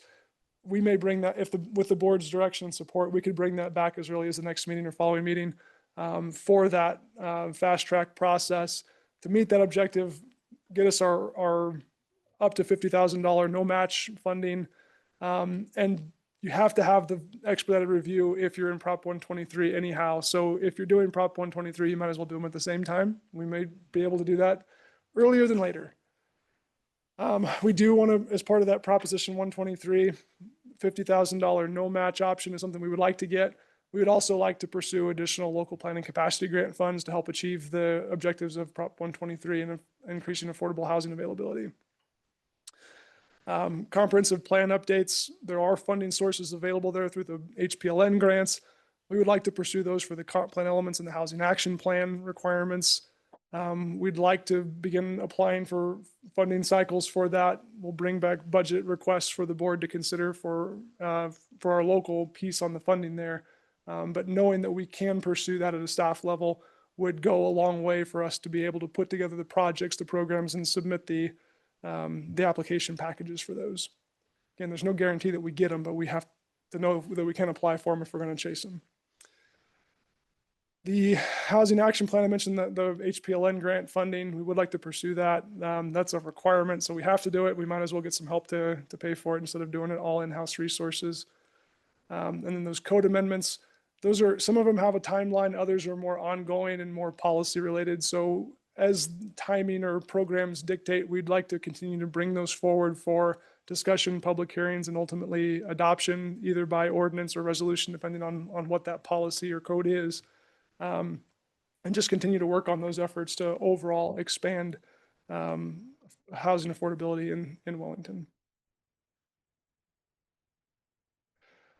So for our final slide here, this is wrap up, and thanks for bearing with us. These columns are kind of the specific topics that we're actually seeking guidance on or direction from the board. We've again tried to break these down in ways that are digestible and make sense. But we would like to know on those topics I just discussed, and this might be the guide for how to break it down for the board's discussion and guidance. But we would like input on these 4 columns on if you want staff to pursue this, if you like what you're hearing and you feel like the paths that we're proposing make sense for the board. Thank you, sir. Trustees. Proposition 123 was a hard one for me because it takes money directly out of your state tax return every year, about $400 per person.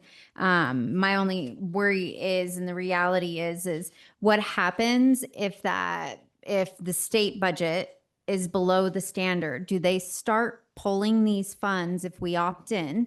Do they start pulling these funds from other programs that help residents? I'm not sure that I can speak to what the state legislature or decision makers would do with other funding sources if this wasn't fully funded. Mm-hmm. I'm not able to answer how they would handle that. Okay. I think that's always a possibility, and or a complete regrouping and reassessment of those funds. Got it. That being said, that I'm comfortable supporting what the board feels comfortable moving forward with this. Thank you. Trustee Ken. Thank you again, Cody, for that. Both of you actually for that presentation. This is a complicated and very big act that was passed in the Proposition 123.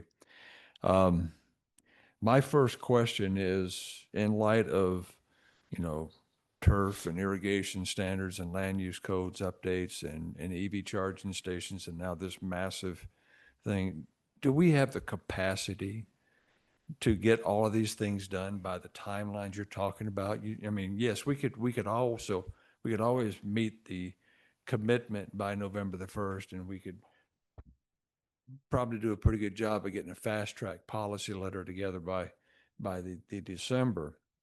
My concern is if, and I even wrote down a question earlier, how many affordable units are currently in the pipeline and will be completed in next year? I know Darren's got some affordable issues down there, but he's several years away from doing that because they haven't even broken ground yet.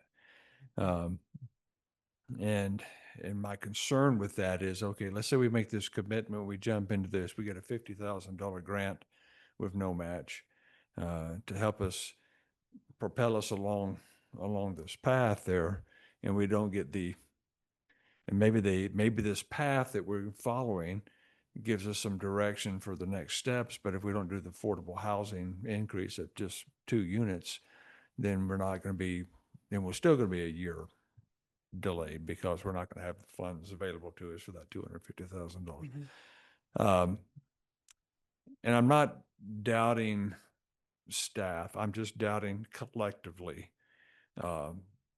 whether or not we can actually get all of this stuff done, because this is on top of other things that the town would be pursuing based on our budget priority sessions and so forth that we've had in the past. It seems like a lot, and I know you guys are very capable, but I like the idea of the fast track. I've always liked the idea of fast track because I've dealt with affordable housing before in other communities. The availability of grants is always a great thing, but we're talking about some major reissue of our land use code, not just for affordable housing, but for EV charging stations, for turf and that kind of stuff. What's our plan for getting those done? Are we using contractors through available grants or whatnot to do the code revisions and prepare that for the town, or are we just going to try to do that internally? Seems like a stretch, but that's my question for you there, Cody. Yeah, thanks, Trustee Cannon. And very thoughtful. These are definitely things that our planning staff have thought of as well. I would start by saying we don't want to make light of the challenge that's in front of us. But I think I've said it in previous meetings with this board. We know what to expect with our current programs and policies and lack of funding. We're going to get the same products that we've gotten for years. To change that paradigm requires action of some sort. There's a lot of programs here that are not optional for us. The housing action plan, the comp plan elements. These are things that we have to do. So we're going to find a way to get those done. I feel personally very blessed. I have Brittany, Lenoir, Planner 3, Planner 1, Aiden Checkett's in the back of the room also. Give us a wave, Aiden. We've got a really talented planning staff. We do have a lot of challenges in front of us, but we can accomplish a lot of these things in-house. Where we can't do it in-house, we would lean into some of the Department of Local Affairs technical assistance programs. That was also a requirement of a lot of these programs. With these were not completely unfunded mandates, which is kind of unique in today's day and age. With these requirements for municipalities to meet these objectives, it also came with dedicated funding, technical assistance. DOLA has staffed up, adding new people on their teams to administer these and provide that technical assistance. And where in-house and technical assistance can't make the ends meet, that's where the grant funding would come into play. When you hire professional services to help with a task, it doesn't remove the workload from our in-house staff, but it allows us to spend more time on a day-to-day economic development, other board priorities to accomplish those while someone else is working behind the scenes and we're managing a contract and providing input as opposed to doing the research ourselves. So it's a big ask, it's a big lift, but we also feel really strongly that these are important enough. It's in the Board of Trustees strategic plan to pursue affordable housing. We know what the gaps are because we've just done a housing needs assessment. Our comp plan goals have statements regarding pursuing affordable housing. These feel like obligations that the town needs to take on, and our staff is up to this challenge. Thank you. Thank you. Trustee Moyer.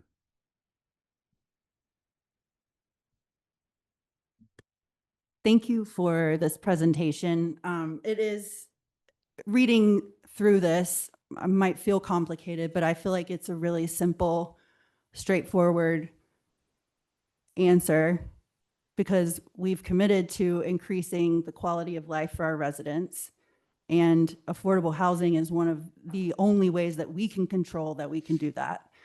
I just saw a chart yesterday about the residents throughout the United States that are paying 50%, 80% of their monthly income for their housing. And when you do that, all of the other aspects of your life are suffering. You have to make the decision between paying rent and buying groceries or going to the doctor.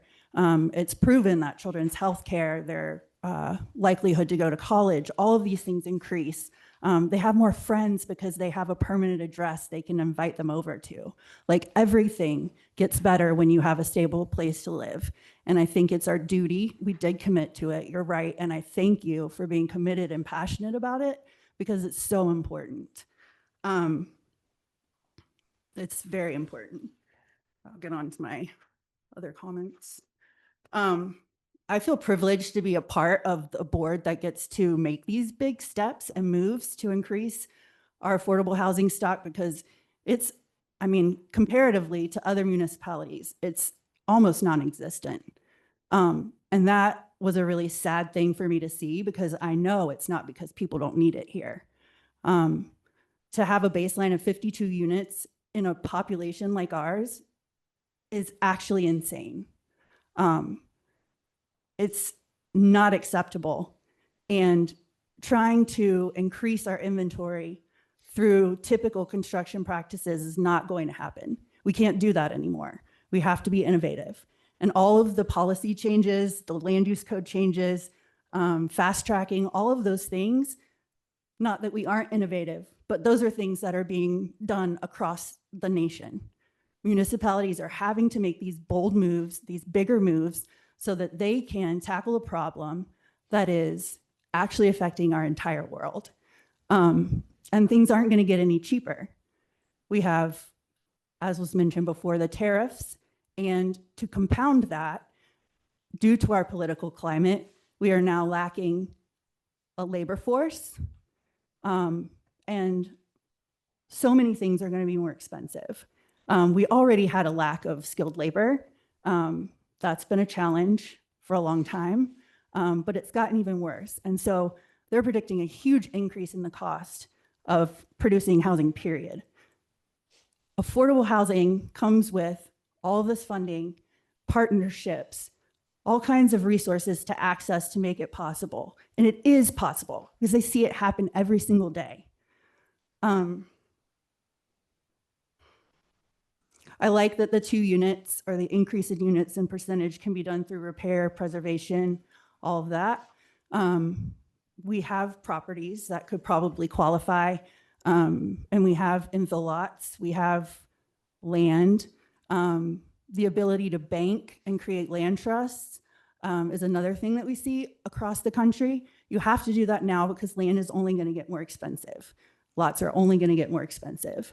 And then permanent affordability, being able to keep those units affordable in perpetuity, is also really important, and something I'm sure might pop up in the action plan. You want to headline it? Yeah, I just think that we have to do this, and we have to do it now, because we have the opportunity. I see no issue in pursuing any funding that would help us achieve our goals. And again, it's not, I mean, take my $400 out of my pocket, please, because if it makes someone else's life better, or an entire community able to have a better quality of life, that's what we need to do. That's what we're here to do. So thanks again for the presentation and being willing to take a large lift, because that reporting is not fun. But yeah, I'm excited to see what you do. Thank you. Trustee Wiegand. I appreciate all the clarification that you had. Definitely, we need to look at pursuing any and all grants that we can get, and just making it easy and affordable. One thing I do got a question on is waiving or reducing the permit fees. Do you have any idea? I mean, typically, I would presume that our permit fees pretty much covers just the basic, when just regular construction is. Are we going to be giving them a big discount? I mean, how do you factor that in? And that's going to be money coming directly out of the town's coffers at that point too, correct? So go ahead. Yeah, thanks, Trustee Wiegand, for the opportunity to respond. Obviously, permit fees are one piece of the fee bundle. There's impact fees that would need to be looked at as part of that broader conversation too. So yes, those fees are designed to be a break even or cover minimum costs. Municipalities are not in a position to be making money off of these things. So it does cover cost, or usually under that. And property taxes and other funding sources make up the balance to provide the services that we're required to provide. One of the things, each one of those different fees, permit fees, impact fees, would need to be evaluated for its own merits. Some might be able to be reduced, others may not be. And those are the conversations that would need to take place to decide that. But one of the components that I think is really beneficial for municipalities to think about is it doesn't necessarily take money out of the coffers. If we're foregoing a fee, we're just not collecting it. We're covering that somewhere else, but we're not actually writing checks for things in most of those instances. So that's where the fee waiver or reduction becomes a benefit, is we're just choosing not to collect it instead of writing a check to someone for it. So it's a little bit different way of thinking it. Instead of spending money, we're just not collecting it. But all need to be weighed equally and make sure that it still makes sense for the town that we cover those expenses and it's a meaningful impact. Circling back to some of the earlier comments that dovetails with Trustee Wiegand's question, when we were doing our housing needs assessment, and we did extensive stakeholder engagement there, and some of that engagement was reaching out to our affordable housing partners, Habitat for Humanity, Housing Catalyst, and Wellington Housing Authority, also our development community, our developers and builders. We heard a lot of feedback from those that are in the industry that said, there's a reason why we don't provide affordable units. It doesn't pencil out. We're not able to do that without funding mechanisms. Prop 123 provides a piece of that, not all of it, but a piece of that would help fill that gap for Housing Authority, Housing Catalyst, Habitat for Humanity. Even the private builders like Sage Homes and Bessler Homes that are in our community now, they could be applying for concessionary debt funding and equity funding to build affordable housing, or a percentage of their units to be affordable. And we heard that feedback directly from them, that we can't because we don't have it, and we won't if we don't. So these are things that are impactful, and the impact fees were a big piece of that equation too for developers, for how to make those projects pencil. Trustee Daly.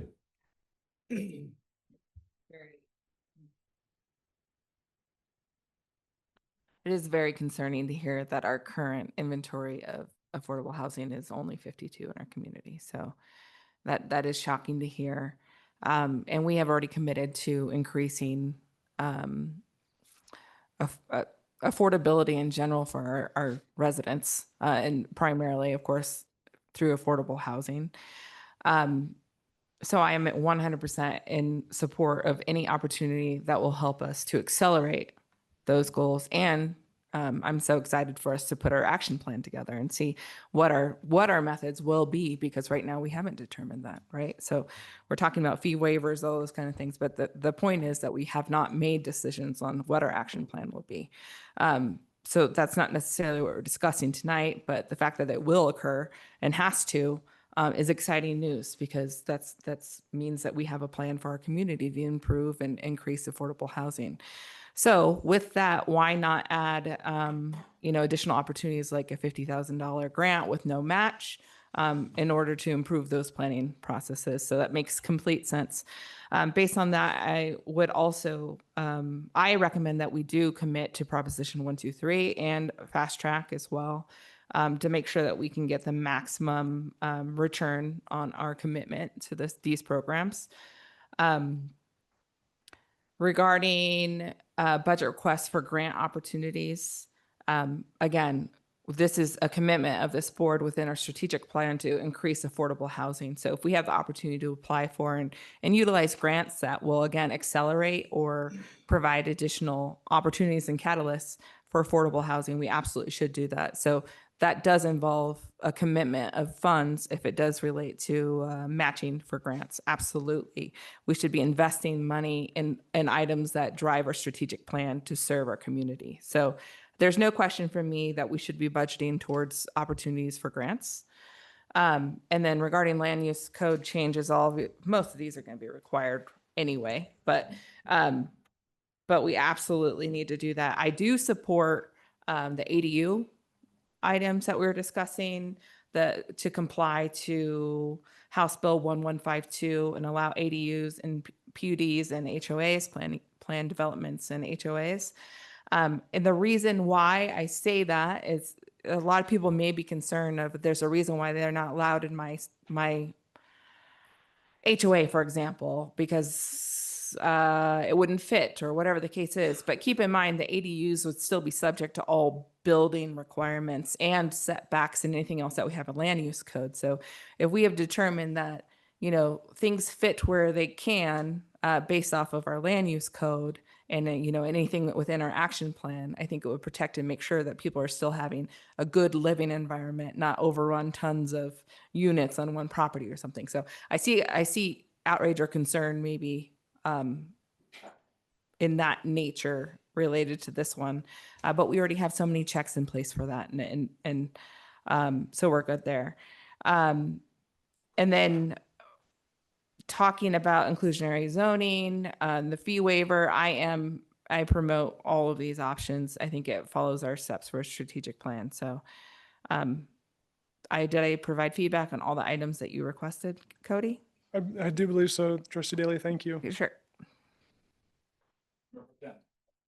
Mayor Pro Tem. Thank you, Mr. Mayor. Director Byrd, Ms. Lenoir, really appreciate the presentation here. Obviously, the General Assembly's given us no shortage of things to do, and I certainly appreciate Trustee Cannon's concerns about timelines and trying to get all this stuff done. We certainly have a lot on our plate. I'm going to try to be as quick as I can here. I think there's been a couple comments about $400 for Proposition 123 and this and that. And the other. Colorado voters have already passed Proposition 123, right? So that's already funded. If the state has to fund it in some other mechanism, they're going to have to figure that out. That's not on us. But what I understand from tonight is there is no other downside or penalty other than that we miss our first year of funding if we don't meet the 3% debt baseline. So as long as that's the only penalty, I'm fine with supporting that. As far as, let's see, there was a comment Trustee Cannon made about Sage Part 2 in containing a affordable component, which it does. Unfortunately, I'd be curious to know what Mr. Robertson's timelines are as far as that goes. I know, I don't want to tell him, hey, could you move that up a little bit but anyway, just to point that out, there was another piece on one of the slides about water conservation policies and the comment that I had made earlier about potentially making our watering guidelines permanent. I think there's an opportunity to kill two birds with one stone there. So just throwing that out for staff as far as that goes. The housing action plan is required. So I say, yes, go ahead and pursue the housing planning grant. One question I might have on that is if obviously there's going to be an action plan that comes out of that, are we committed to that action plan? Well, that's usually the goal of plans, is that they have identified the need, the vision, and the implementation for how you're going to make progress on it. How we go about doing that, we get new guidance almost weekly from Department of Local Affairs on what is required to be in those plans, what guidance they offer on how to do it and what they want included in it, and then they have to accept it for compliance. So we're kind of at their mercy a little bit in that they're going to continue to evolve as they learn more, and we're going to have to continue to meet those new requirements. But I will also point out that when you read through these House Bill 24174, the other different provisions, primarily 24174, the housing need assessment was a requirement. We had to do that. That was an obligation. We also have to update it every 5 years, or every 6 years, excuse me.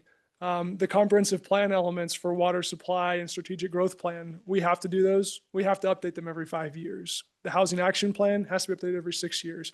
These requirements are not going to go away. So the state has made it very clear that we're going to be continuing to pursue making progress on these priorities.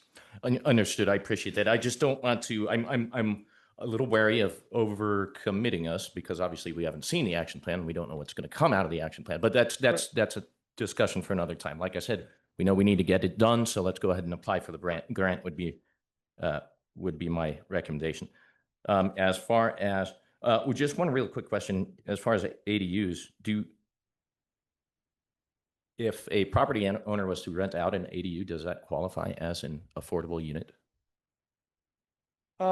So for meeting the affordability guidelines we've defined that's, 100% for 60% for rentals, 100% for owner occupied or for sale housing.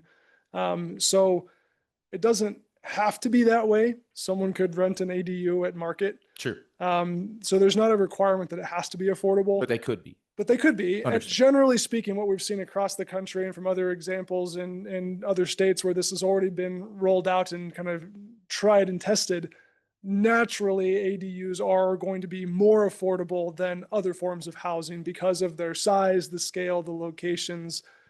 It's just not a single family detached dwelling. So they're going to be naturally more affordable than other forms of housing. No, perfect. And that fully answers my question. I just wanted to see if it happened to be under that AMI that it could potentially qualify. So that's great. It could potentially, it could meet the requirements for the baseline increases. And that's why there's funding associated with it. But I would also point out too that it's not a requirement, but if we adopted incentives for deploying ADUs, it could come with conditions that you have to make it affordable. Sure. To meet those goals. So I think there's some carrot and stick opportunities for that conversation. Sounds like that would be something along the way, or definitely policies to be talked about, but Okay. there's definitely opportunity to look at that a couple different ways. Great. Okay. Just to wrap up here, I'm fine with fast track as a policy. If we need to make it a code amendment down the road, that's perfectly fine too. But as a policy to get this going, I think that's just fine. And I support the application fee waiver reduction for affordable projects. Just one more clarification. There would be, if we were to present a code amendment to allow HOAs and PUDs apologies, ADUs in PUDs and HOAs, there would be a public hearing for such topic. Correct. To implement that change would require land use code amendments, Yep. which requires public hearing and an ordinance from the board. Okay, appreciate that. I Mhm. would be curious to hear what some residents might have to say about that. I think generally I would support that, but I'm interested in hearing the public hearing on that. So that's all my comments. Thank you, sir. I agree with staff recommendations. I think the board has given pretty clear direction on this item. Is there anything further you need from us? Thank you very much for all the feedback and the direction. I feel like I have received pretty good direction on all these different topics. With one that I'd like to dig or just ask by show of hands or nod of heads on the inclusionary zoning. That is a pretty big policy topic. We have heard from developers that, and I've heard both sides of that. Yes, inclusionary zoning could be just we're required to provide 20% of our units at affordable rates. That's it. That could be an inclusionary zoning practice. The other side of that equation is if you're going to require me to do something, how am I going to do it? What funding do I get? What opportunities do I get? What incents me to meet that requirement? Or am I just going to have to do it without any funding, that unfunded mandate? And so there are a couple different ways to look at that. Density bonuses, if you meet this goal for 20% or whatever that percentage is, if you meet that, you can have an additional 2% density bonus, which would allow you to build more market rate units in the same land to help offset your costs. It could be, that inclusionary zoning could be the land dedication in lieu of development. Mm-hmm. You set aside this much so that someone else can build the affordable housing, or a fee. So there's a couple different ways to look at that. The guidance that I was looking for on this one is for that requires more research, looking at other examples and preparing some options to bring for the board. So there's a little bit of a lift there from a staffing perspective. And the question is simply, do you want us to pursue those different options? Not saying this is the way it has to be, but bringing back more information on that specific topic. Yes. And I would support maybe us offering options also to developers. Say you can do this via A, B, or C and have them choose what the choice, whatever is best for them. Okay, Yeah. perfect. Thank you. Thank you. Great presentation. Thanks, guys. Yes, thank you for your patience. I know it was a lot. Next up will be the Main Streets Quarterly Report. Caitlin Morris will be presenting on this item.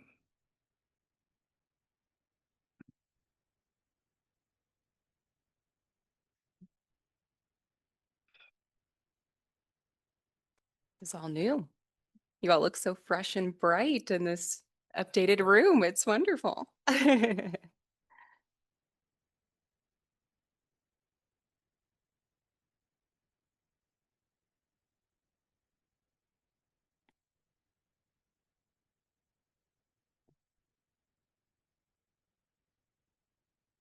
Right. Well, great. So yes, I am here to give you guys an update on the activities of the program for the second quarter of this year. So April, May, and June. So kind of a high level overview of what I want to let you guys know about tonight. So the focus of this last quarter was really placing an emphasis on increasing kind of the sense of place in our community. And, with that, recognizing kind of a direct correlation between, a strong sense of place and a strong sense of belonging in our community.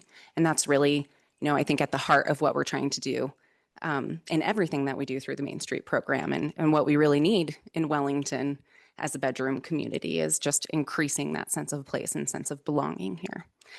So a big part of that is engaging the community in everything that we're doing. And then, really putting a focus on supporting our small businesses along with that. So completed a lot of things this last quarter, but some of the top accomplishments here. And I do have a few board members listening in. So I wanted to put first and foremost, there were 760 volunteer hours contributed in this last quarter. And that is record breaking for us as a program. The majority of that was committed by the board members. That is, about half of what we committed in the entire year last year. So I think that just speaks to the level of engagement and commitment to the program's mission and vision. We were able to accomplish 2 murals as part of our mini grant funding. The Shop Local campaign plan, I'll say, so kind of the beginning phase of the Shop Local marketing campaign, again, because of our mini grant funds. We also added a new project this last quarter. So, you'll notice that's added on our work plan that's in your packets. The Wellington Middle High School Walk of Fame. So we were able to do that for our first 4-year graduating class of seniors, and was just really special and wonderful to see come to fruition, and something we'll definitely continue doing moving forward. And then we planned and launched the Main Street markets that are currently happening right now on Friday nights. And so all this always with the continued alignment of our shared goals. And, when I say that, I'm really speaking specifically to the strategic plan alignment that we worked on in late 2024.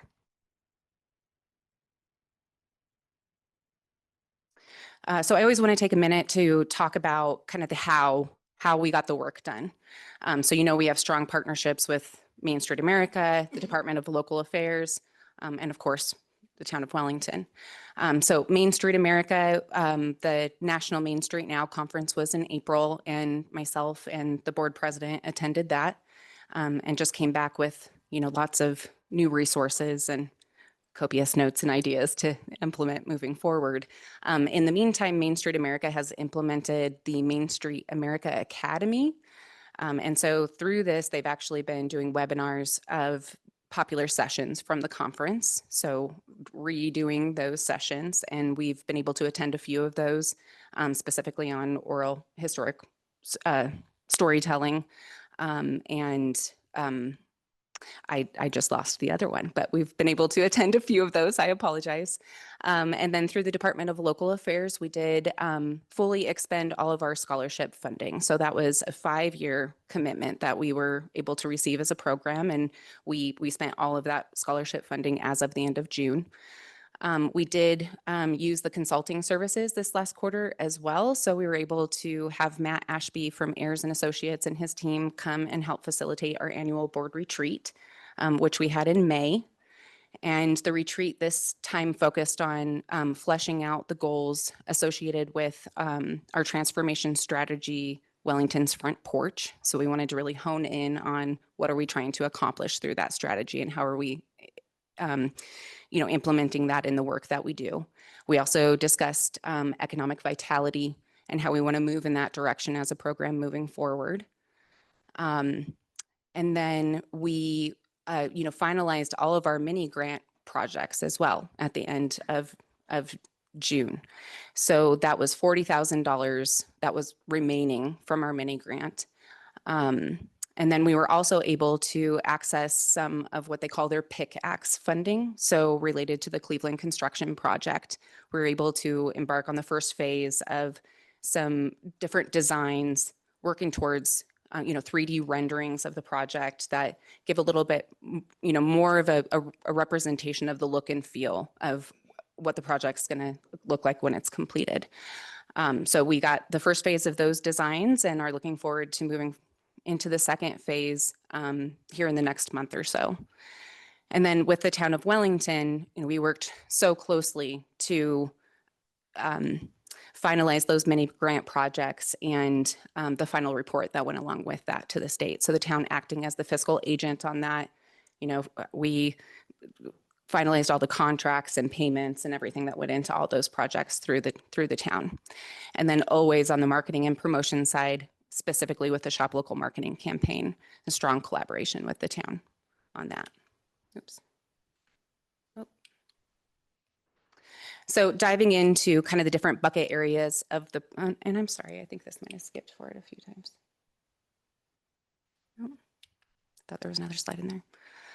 So the different bucket areas of the program, the 4-point approach is the Main Street program philosophy. So our organization committee, which is combined with financial sustainability. So the focus has been always is increasing our internal capacity. How do we increase our capacity to do more and make a bigger impact?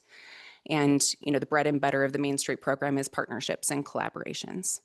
So I just mentioned we held our annual board retreat in May, and we'll be working on implementing the outcomes of that retreat here in the next quarter. The volunteer engagement piece, so bringing on new volunteers, honing roles and responsibilities of current volunteers, and the work that each of our committees are doing. We did engage at 2 new partnerships. So in addition to the many that I've talked to you guys before in the past, one is Harvest Farms. So this has been a fantastic partnership for us. So they've come on board to help provide the maintenance for the flower planters. And in addition to that, they have done a tremendous amount of just general cleanup on Main Street. So this has been just a partnership made in heaven. It's wonderful. And we're just so appreciative of that engagement. We're also connected with the CSU College of Business. So specifically with our youth entrepreneurial program through the Main Street markets. We are kind of in the very beginning stages of moving forward with them to get some support to really grow that aspect of the markets and bring in some more supports for our small business vendors that participate in the market. The fundraising efforts happen here. We have, a comprehensive sponsorship package that we implemented this year. We did receive a grant from the Bohemian Foundation for some music at the market at our last market, which is August 22nd, by the way. Choice City 7 will be there. They're kind of a big name in the area. And then always accepting the individual donations as well. And just as a reminder to the board, the Main Street Program Board did decide that this year was not the year to really push hard on the sponsorships or break our backs trying to bring in the fundraising we need to do what we need to do. We do have, money that has been earmarked to facilitate our programming and the things that we want to do. And we feel that, our emphasis should be on making the impact that we want to make and supporting our businesses. So, whatever your reaction might be to these numbers, we're not concerned. Everything is good. And then I did want to just call out a few things that we had planned on getting done this quarter that have been tabled for different reasons. So one being the policy manual and the volunteer engagement program. Our promotions committee is where, that Shop Local marketing campaign is living. So the focus being increasing visibility of the work that we're doing, the events that we do, engaging the community in different ways to get involved and come out and support the work that we're doing. So the Shop Local marketing campaign, Find Your Place in Wellington, is the slogan of that. We worked with, a consultant to create just a toolbox of many materials that we're so excited to have. So graphic deliverables, we have video content, photos, we have advertising options to explore. We have a business directory on our website that we'll be launching. The list goes on. We just have a ton to work with there. I did mention the Walk of Fame. So that was a project that fell under the promotions committee. So every graduating senior got a sign this year, and we even replaced a few of them that didn't hold up so well in the weather when we put them out. So we made sure that they still got their sign. We put them all downtown, and then they were all moved to the field at the school during graduation. They all got to take them home as a memento. As a connection with the Cleveland construction project, we also worked on the marketing and communications aspects related to the Cleveland construction project, kind of out of this committee. And then events tend to fall under here as well. So we had the Earth Day Spring Cleanup on April 22nd. Wellington Brewfest and Wine Tasting was in early June, and then the Main Street Markets kicked off June 13th. Every Friday since then. We've only canceled one date. And then I added the 4th of July in here because so much of the planning and efforts happened in Q2. And then what's tabled or pending here is just selection of a website and graphic design firm. And that was very intentional to wait on sending that RFQ out because the Shop Local marketing campaign impacts that so much. So we'll be sending that out actually here in the next couple of weeks. And Hannah's going to do her magic over here to play for you if you haven't seen it yet, or if our listeners haven't seen it yet. I wanted to show you the promotional video that came out of the Shop Local campaign. So just one of the tools in our toolbox. And I do want to just thank everybody who lent themselves through this. You'll notice some cameos in here. Thank you so much to the Hee Haw Halfway House. We got the donkeys out. The donkeys are a big deal in Wellington, and all the businesses that let us come in and take the video for this. So it's just about a minute long. What can you find in Wellington, Colorado? Well, it depends on what you're looking for. Dig a little deeper and you might be surprised. Around here, even woolly mammoth remains have been known to turn up. Stop in at the local coffee shop. They'll tell you all about it. While you're here, Welly, our town mascot, might just help you find your next adventure. Looking to find community? If you're the type of person who would take a horse through the drive-thru, savor a beer over good conversation, and believes in forming real connections with your neighbors, you'll be welcome here. So if you're looking for a bit of the Wild West and want to be a part of something bigger, you can help us write the next chapter of our story. You might even find a sense of home when you stroll down Main Street. You know, the kind of place where everybody knows your name. When you take the time to venture into Wellington, you'll be surprised at all you can find. No matter what you're looking for, you can find your place in Wellington, Colorado.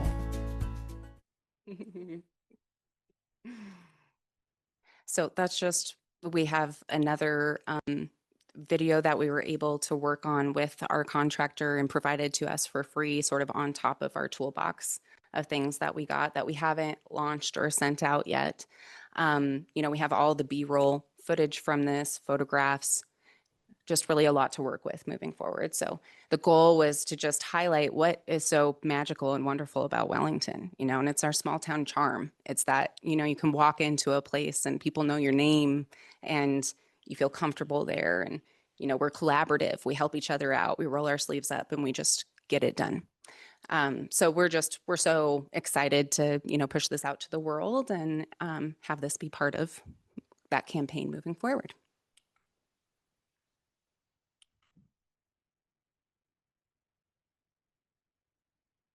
Right. So going back to the events that kind of fall under that promotions committee category.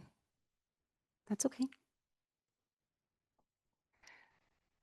So I mentioned the Earth Day Spring Cleanup. We had about 32 volunteers participate in that for about 2 hours each. I think we picked up over 30 bags of trash downtown. So it was a pretty big effort.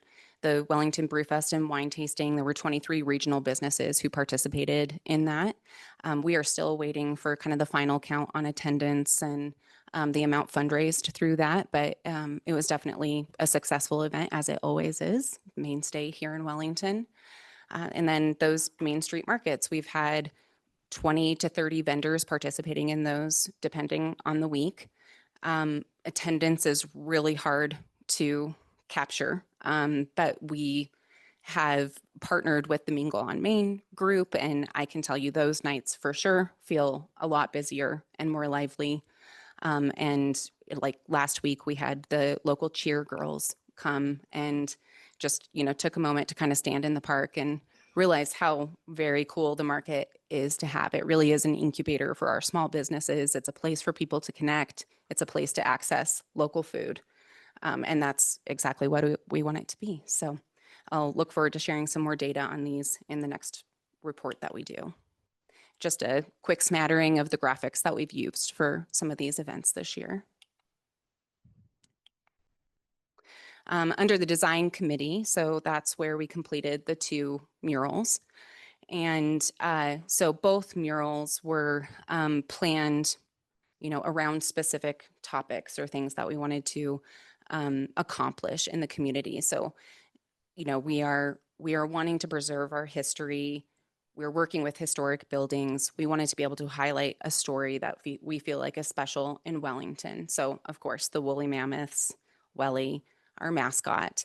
And so Terry McNerney was the artist on this mural. This was a $10,000 mural, but I'll say it's a $20,000 mural that we got for $10,000.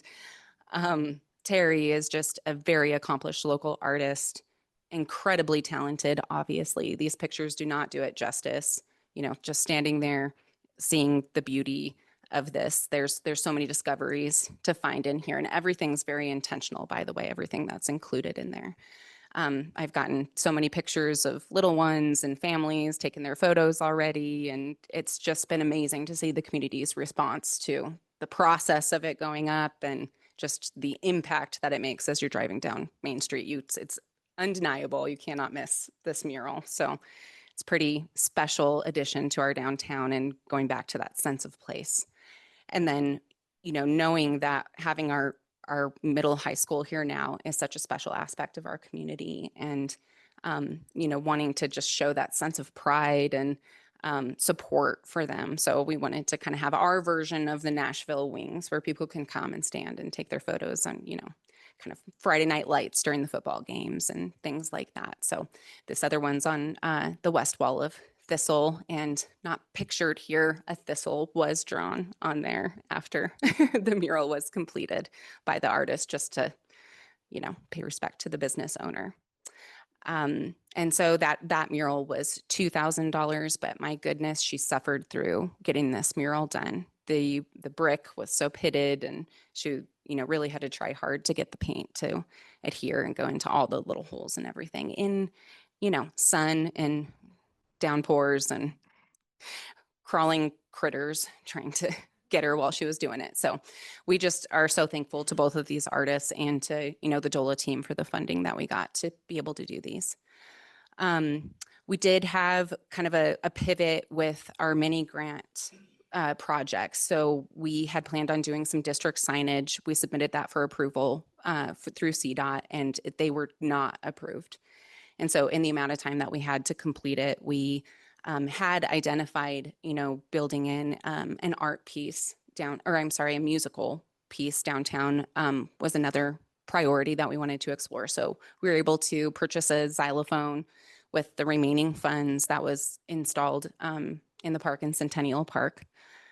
It did take a spill on the 4th of July, unfortunately, so we're working on that, and we'll get that back in as soon as we can. But that's been really fun too. While it was up, it really does make a difference in the sounds that you hear downtown. It's very pleasant to, hear the kids playing it. It's wonderful.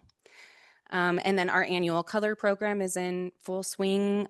We did plant the summer plants in early June. Again, Harvest Farms did help us plant those plants, and they've continued maintaining them. They've been pretty prolific, and they've done a great job of it. And here soon we'll switch into our fall decorations. And then on the sign and awning grant program, we haven't had any new applications for signage, which is not a bad thing. We did a lot of them early this year, and everybody's got some great signs, and we haven't had any new businesses request them. So we did develop a draft of the temporary signage, a temporary expansion of the program for temporary signage for the Cleveland construction project. So moving forward, we'll really hone that project and get that implemented. Our Historic Preservation Committee kind of reactivated in this last quarter. So I mentioned the oral storytelling series. That is a big goal of this committee. So wanting to really preserve the stories and memorabilia that we have here.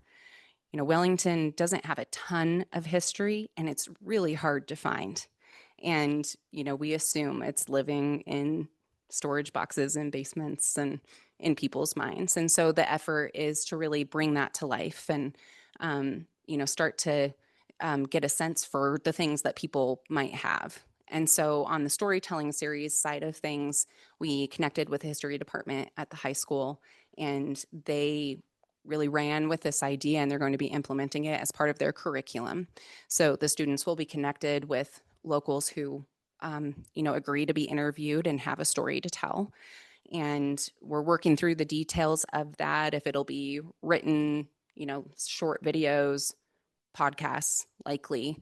But so to just start kind of building an inventory of what those stories are. So that's a great collaboration for us. They're really going to help facilitate that whole process. And so we have developed a questionnaire or kind of an intake form to start connecting with locals that might be interested in taking part in that. And we'll digitize that here soon. So if you know of anyone, you know, please help spread the word. There was a Wellington alumni gathering this past weekend. So we've got some just from that, but, you know, really want to keep reaching people. And then as part of this, you know, just getting people together to share their memories, the photos, the, you know, things that they might have, sort of like an antique roadshow, if you will. So we're working towards that as well. And then we were able to update kind of a version 2.0 of our printed tour guide this past quarter. So instead of just a PDF document, we've got a nicely designed little booklet, and we're pretty excited about that. So if you haven't got it, come visit us at the market. I'll get you one. And then we still have it on the mobile app as well. The C3 committee has continued meeting monthly. I did mention we got the funding from DOLA for the new rendering, so there's one of the images there. And then the town hall meeting this past July 15th, you know, was pretty well attended, and we're able to share these renderings there and do a dot voting exercise on things like trash cans and bike racks and benches. And so got some pretty good feedback on those things. And we're actually able to apply for a small grant to cover the cost of the trash cans. And we're really hopeful to receive that. And just a reminder, the priorities and projects that we're moving forward on, that committee agreed upon is the direct business support, the signage, the parking around construction, marketing and communications, and always engaging the community. And then our general impact slide here. And I do want to apologize. I completed this right before taking some vacation time. And of course, something went wonky when I tried to convert it to a PDF, and I missed the amount fundraised there, did not update, and I didn't notice that. So I apologize, and I'm happy to send that out to you all separately.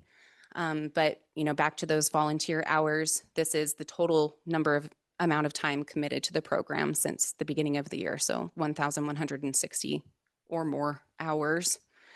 You know, the number of community members engaged, probably more than 3,000 plus at this point, but just really hard to track that. We did have 3 vacant properties get leased in this last quarter, which is really exciting. So Soul Squared expanded to the space next door, how it used to be, which is fantastic. Through the paintbrush, and the Creative Loft also moved into the 2nd floor of the Wellington Hotel. So just great to see the hotel fill up a little bit more as well. And wanted to spend some time letting you know what we're going to be working on moving ahead. So focus will continue to be on visibility and just making sure that people, you know, can really physically and, you know, digitally see the work that we're doing. Supporting local, really implementing that campaign, and, you know, the long-term sustainability planning for the program. So, you know, back to the capacity and our sustainability and resiliency to do this work for the foreseeable future. So we will be implementing the Shop Local campaign moving forward. We'll have the National Cleanup Day here next month, which is a collaboration with the town. And hopefully wanting to do a broader community cleanup effort this year. We'll, wrap up the summer markets, I should say, next week, but due to popularity and interest in our vendors and people wanting fall produce, we're going to extend the season and host 2 fall markets on September 19th and October 17th. Those are both Fridays, and those are both the Mingle on Main dates. We will, formally launch that historic preservation oral storytelling series with the high school and separately. Planning and coordination for the Trick or Treat Down Main Street event, which is coming right up and another big deal for our community. And then, what I'm really excited about is the development of a structured volunteer engagement program. And, we are interested in potentially engaging a consultant to help with this, to really implement it and, get it developed and in place so it's a little bit easier to manage moving forward. And then finalizing sort of our economic vitality plan, or first plan to move forward in that direction. And, building out a new committee to kind of manage that, working on our partnership with the Chamber of Commerce is a natural alignment there. And then, continuing advancement of the Cleveland Construction Committee projects in anticipation of construction here now very soon. So that brings me to the end of my presentation today, and thank you all so much for your time. Happy to stand for any questions or thoughts you have.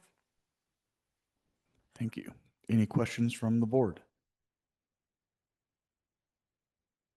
Let's hear it. I just want to say thank you for all your hard work. The murals are fantastic. Like every time I drive by the grill now, I just am like loving the beauty. It's so bright and happy, and I love the Love Where You Live at the end. The Walk of Fame was so cute, and I heard so many comments from both students and parents about how special it was to be recognized, and like I think that was really telling of who we are, and so I really appreciated that one. And then the markets have been great this summer. Last week there were so many people, so I've loved watching that too. Yeah, just thank you. It's all great stuff. Appreciate you and your board. Yeah, thank you. You guys have done a lot, and it shows. The community feels it. Mingle on Main, super cool. It's cool to see downtown be that vibrant. People going to different places, eating, hanging out. So big part of that. So thank you. All right. We'll move on to the consent agenda. Thank you. Yeah, thank you. Ms. Clerk, will you please read the title for the items in the consent agenda? July 22nd, 2025 meeting minutes. Thank you. Do I hear a motion on the consent agenda? I'll move to approve the consent agenda. Second. Thank you. Ms. Clerk, may I get a roll call, please? Trustee Moyer, Yes. Trustee Teets, Yes. Trustee Wiegand, Yes. Trustee Cannon, Yes. Trustee Daly. Yes. Mayor Pro Tem Mason, Yes. Mayor Shosse. Yes. Mayor, that motion passes. Perfect. We're going to take a 5-minute recess before we go into the resolutions.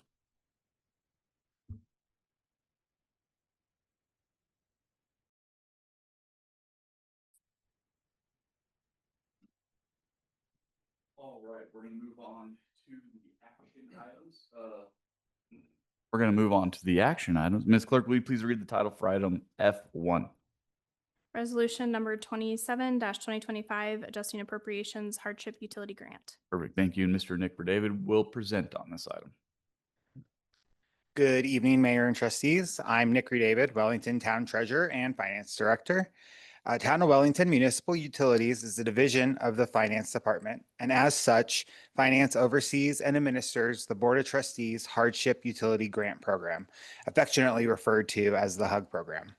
The HUG program was established by the board in 2021 to support residents struggling to pay their municipal utility bills due to extenuating and difficult circumstances. Residents apply with municipal utilities in person or on the town's website, and eligible applicants are awarded a one-time credit of up to $300 to be applied to their accounts with the town. The HUG program budget approved by the board for fiscal year 2025 was $12,000, providing funds for at least 40 grants to be awarded throughout the year. As of July 31st, the HUG program has awarded 33 grants for a total of $9,900. Currently, 17.5% of the budget is still available, with approximately 42% of the year remaining. In 2024, following appropriation adjustments from the board's discretionary fund, a total of 103 grants were awarded. In order to ensure that the board and town uphold the mission to provide outstanding municipal services for our community, and in recognition of the positive impact the HUG program has provided residents, Town Administrator Garcia sought guidance from the board as the program's budget reached critical levels. We are pleased to share tonight that funding for additional grants has been identified in the general fund IT wages and salaries line item with the mid-year hire of the IT manager. Adjusting appropriations will have a net zero impact on the general fund's end of year fund balance. End of year estimated fund balance. It is staff's recommendation to adjust appropriations by $19,500 by a $19,500 reduction in IT wages and a $19,500 increase in the hardship utility grant program. The adjusted HUG program budget of $31,500 will fund at least an additional 65 grants this fiscal year, bringing the total number of available grants to 105, in line with the number of grants awarded in 2024. Thanks for your time tonight and your commitment to the residents of Wellington. I'm happy to answer any questions. Thank you. Any questions from the board? Okay. Any comments from the public on this item? No public comment? Okay. Do I hear a motion on this item? I move to approve resolution number 27-2025, adjusting appropriations hardship utility grant. I second. Thank you. And then Ms. Clerk, make it a roll call, please. Trustee Daly, Yes. trustee Moyer, Yes. trustee Teets, Yes. trustee Wiegand, Yes. trustee Cannon, Yes. Mayor Pro Tem Mason, Yes. Mayor Shosse. Yes. Mayor, that motion passes. Thank you. Thank you, Mr. David. Next, Ms. Clerk, will you please read the title for item E or F2? Resolution number 28-2025, a resolution of the town of Wellington accepting construction of the water reclamation facility expansion project. Thank you. And then Mr. Nathan Ewart will present on this item. All right. Good evening, Mayor and trustees. I'm Nathan Ewart, Deputy Director of Public Works and Engineering. I'm here tonight to present a resolution accepting construction of the water reclamation facility to the board for approval. This resolution is a requirement of the CDPHE Grants and Loans Unit as part of the loan closeout process. We did something similar with the water treatment plant back in November of 24. I'd like to go into a brief background and timeline on the project just one last time, right? In December 2020, the town contracted with Jacobs Engineering Group for design and construction services for the water reclamation expansion project. In June 2021, the town contracted with Moltz Construction as the contractor for the project using the construction manager at risk contract method. The design was completed in December 2021, and shortly after that, in February 2022, the town board approved the project guaranteed maximum price, GMP, of $47,900,984, which included 5% owner and 5% contractor contingency. Following the approval of the GMP, a notice to proceed was issued to Moltz Construction in April of 2022. Construction then proceeded throughout the remainder of 2022, 2023, 2024, and ending this year in June in 2025. I think it's important to pause here and note that during construction, additional scope was added to the project utilizing the 5% owner and contractor contingency money to add in the rehabilitation of the existing Orbital Basin, which included concrete repair, new piping, new aeration equipment, along with all the sensors that the new programming required. By adding this into the project and using contingency money, we were able to eliminate a $2 million capital project that was scheduled to occur following the completion of the expansion project. Substantial completion of the main project was issued on October 30th, 2024, and final completion was then extended to June 2025 to account for the added Orbital scope. On June 24th of this year, a notice of acceptability for the entire project was issued to the contractor, and the final pay application is expected to be received and approved later this month or early September. The entire project was fully financed through two loans, a $45.5 million loan through the Water Pollution Control Revolving Fund, issued at 3.09% for 30 years, and a Green Project Reserve loan for $3 million issued at 1.5% for 30 years, for a total loan value of $48.5 million. With the issuance of the contractor's final payment expected later this month or early September, the entire project expenditure will be approximately $45.87 million, which is approximately $1.7 million under the final contract amount. With that big news out of the way, I'd like to take a moment to thank the entire Moltz construction crew for all their effort, as well as all their subcontractors. I'd also like to thank the entire design and construction oversight team at Jacobs. I wanted to thank the water reclamation guys. They obviously work at 5, so they're not here. It's a little late for them, but I want to say thanks to Mike, Joe Lynn, Mitch, Joe Bill, and Richard for coming to work every day for about 3 full years and dealing with construction. I got to leave the site once in a while. They were there the entire time. Lastly, I want to thank the rest of the public works staff, including Bob, Megan, Jenny, Josh, and Dave, who's no longer with us, but he's moved on to another place, as well as the town administration for their support during the project. It was always a goal for this project to come in on time and under budget. I don't know that we expected it to come in quite so far under budget. That number's still a little hard for me to understand. It was all truly a team effort.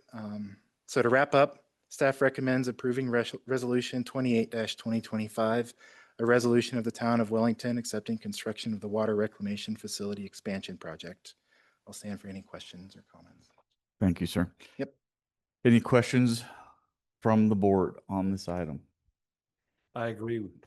Yeah. Good work.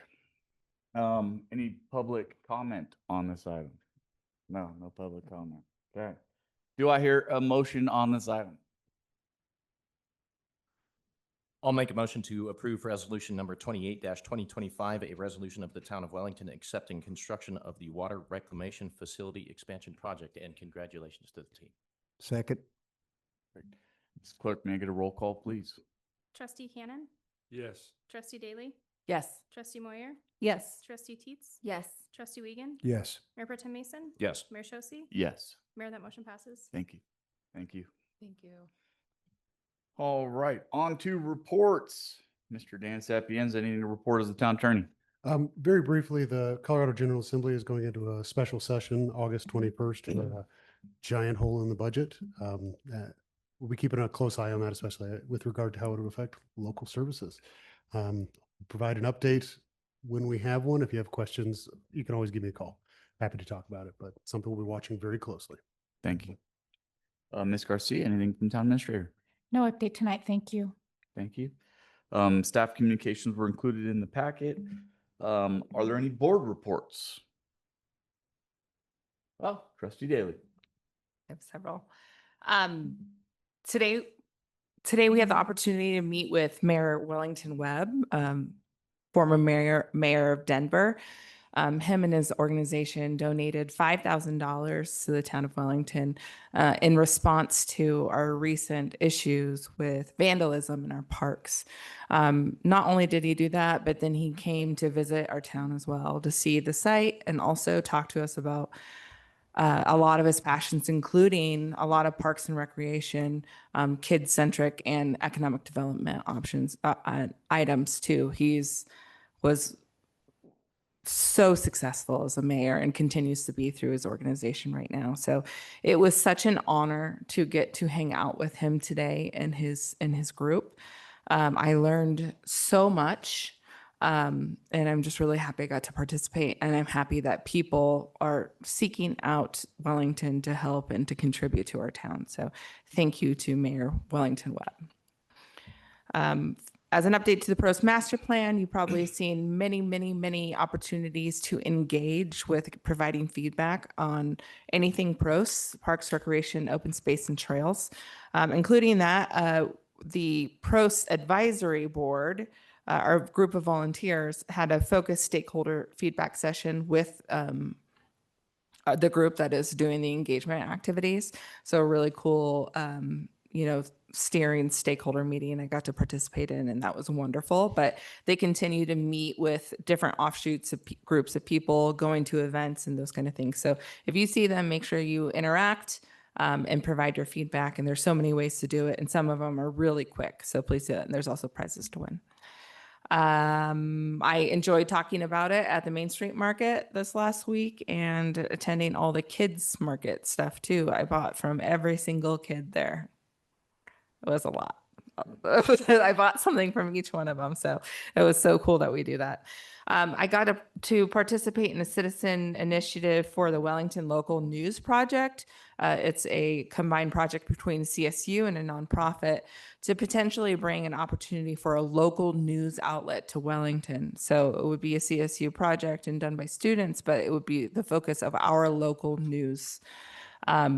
I'm going to be meeting with them further to kind of understand additional opportunities and what kind of support they need. So as I go through that, I'll probably bring back some of that update and information back to this board so you can have an idea. And there's several models throughout the country of very successful news outlets, even though they are like journalism, almost newspaper basis would be online initially, but that support local communities and how important it is to have a local source of accurate news and how important that could be to a town. So I'll bring that information back.